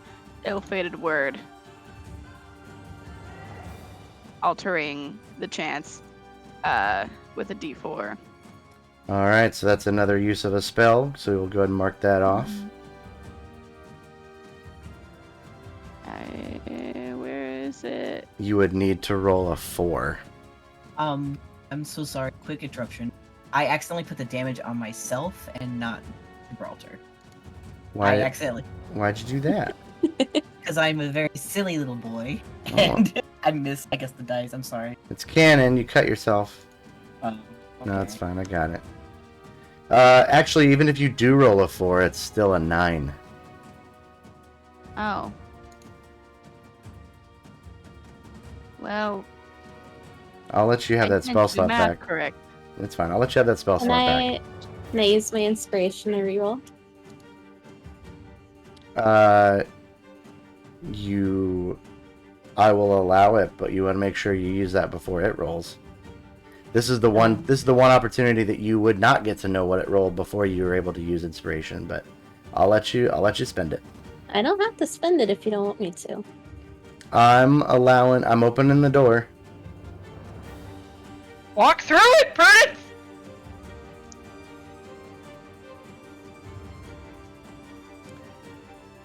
It snaps its neck wildly as if it were in the midst of doing a death roll.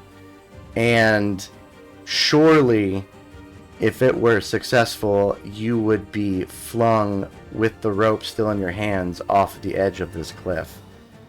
But the rope itself, due to its massive strength, ends up whisking the rope out of your hands, and you suffer 2 points of rope burn damage. It is still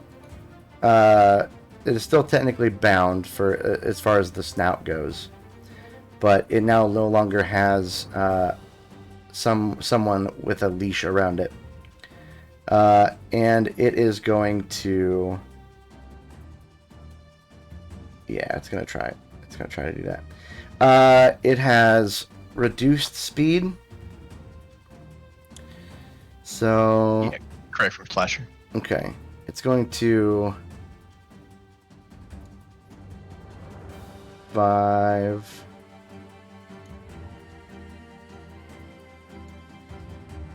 10. Prudence, you can take an attack of opportunity against it. Okay, I will. It didn't move any closer to Tindy, Oh, did it? it would need to go this way then. Yeah, 15, 15, Yep. 20. Okay, you hit. Go ahead and roll for your damage. Leofton, would you also like to take an opportunity attack? Yes. Do it. Just a regular attack. Just a regular attack? Yeah. Don't fucking mock me! Oh my god! Oh, you have to roll the hit. Beans and carrot. Yeah. I got distracted by you being a jerk butt. Oh God shit, damn. jerk butt, let's go, got him. No! That's me. That's what Natural you. That's what 20? you get. Yeah, frick him It's up. what you get. Him up! Catch a charge. There you go. I didn't put it on the thing though. No, you did. Signed it. You did. Did I? Oh, okay, cool. Yeah. You did. Yeah. Alright. Off the cliff. It goes down there, and that is 5, 10. Probably like skirt or scuttle or something. Mm.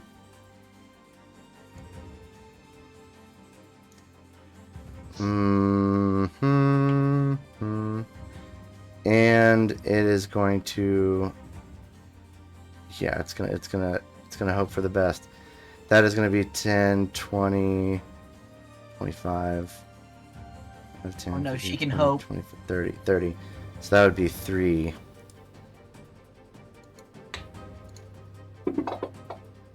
Oof. Kills itself. As it attempts to escape, it ends up hitting its side of its head against one of the rocks on the cliff just before it manages to reach the bottom, and lands in a dead heap, crushing one of the hobgoblins down beneath it, and it does not move. This is so inappropriate. Has anyone ever seen the Les Mis movie? Yeah. You know exactly what I'm talking about. Russell I'm Crowe not gonna goes say bonk. it because it's very inappropriate. Oh my god. And it seems that the Gabahali, or the unknown invisible beast, has been felled by the convicts. Wait, can you say that we solved your Garibaldi's puzzle? Please. Good game, guys. It's cool that we don't have to like carry it to the like all the way Yeah, down. it's already and down to there. Convenient. the cart now. This Well, works It out for definitely won't everybody. fit. Low key, It that was won't one of fit the in the cart, reasons. but like, Well, it fit in the other cart. Fit in the cart. oh, Sleep. good call. If not, Lee Austin will carry Yeah, it. this is I mean, what is death if not a long sleep? She's right. this is a huge creature. I think the cart was, if I recall, for large and medium and small and tiny. That's fine. So- We'll just Yeah. cut it up. The Austin will Take carry parts that will be. Can the Austin carry it all the way back home? I think so. He's got 10 minutes, doesn't he? No, he's got a minute. You got 10 minutes. You can get back there in 10 minutes. I think I have 10 minutes. I'll double check quick though. Can we hang it over the top of the cart? Yeah, bungee cord it to the top. Yeah. Yeah. Like a Christmas tree. Quick, We quick, need a bag of holding. a bag of holding's not gonna hold that thing. It's just shove it slowly and bit by bit. It's like watching a snake try to eat a Buick. You'll Just knock- individual little bits. Just there goes the arm, put the arm in. There's the other arm, put the other arm in. No, you gotta twist it, turn it. Pull it. Ah. The Austin will not be able to carry it. I- It only lasts a minute. I have an exact sticker for trying to fit a huge creature in a bag of holding, and there we go. Good job, guys.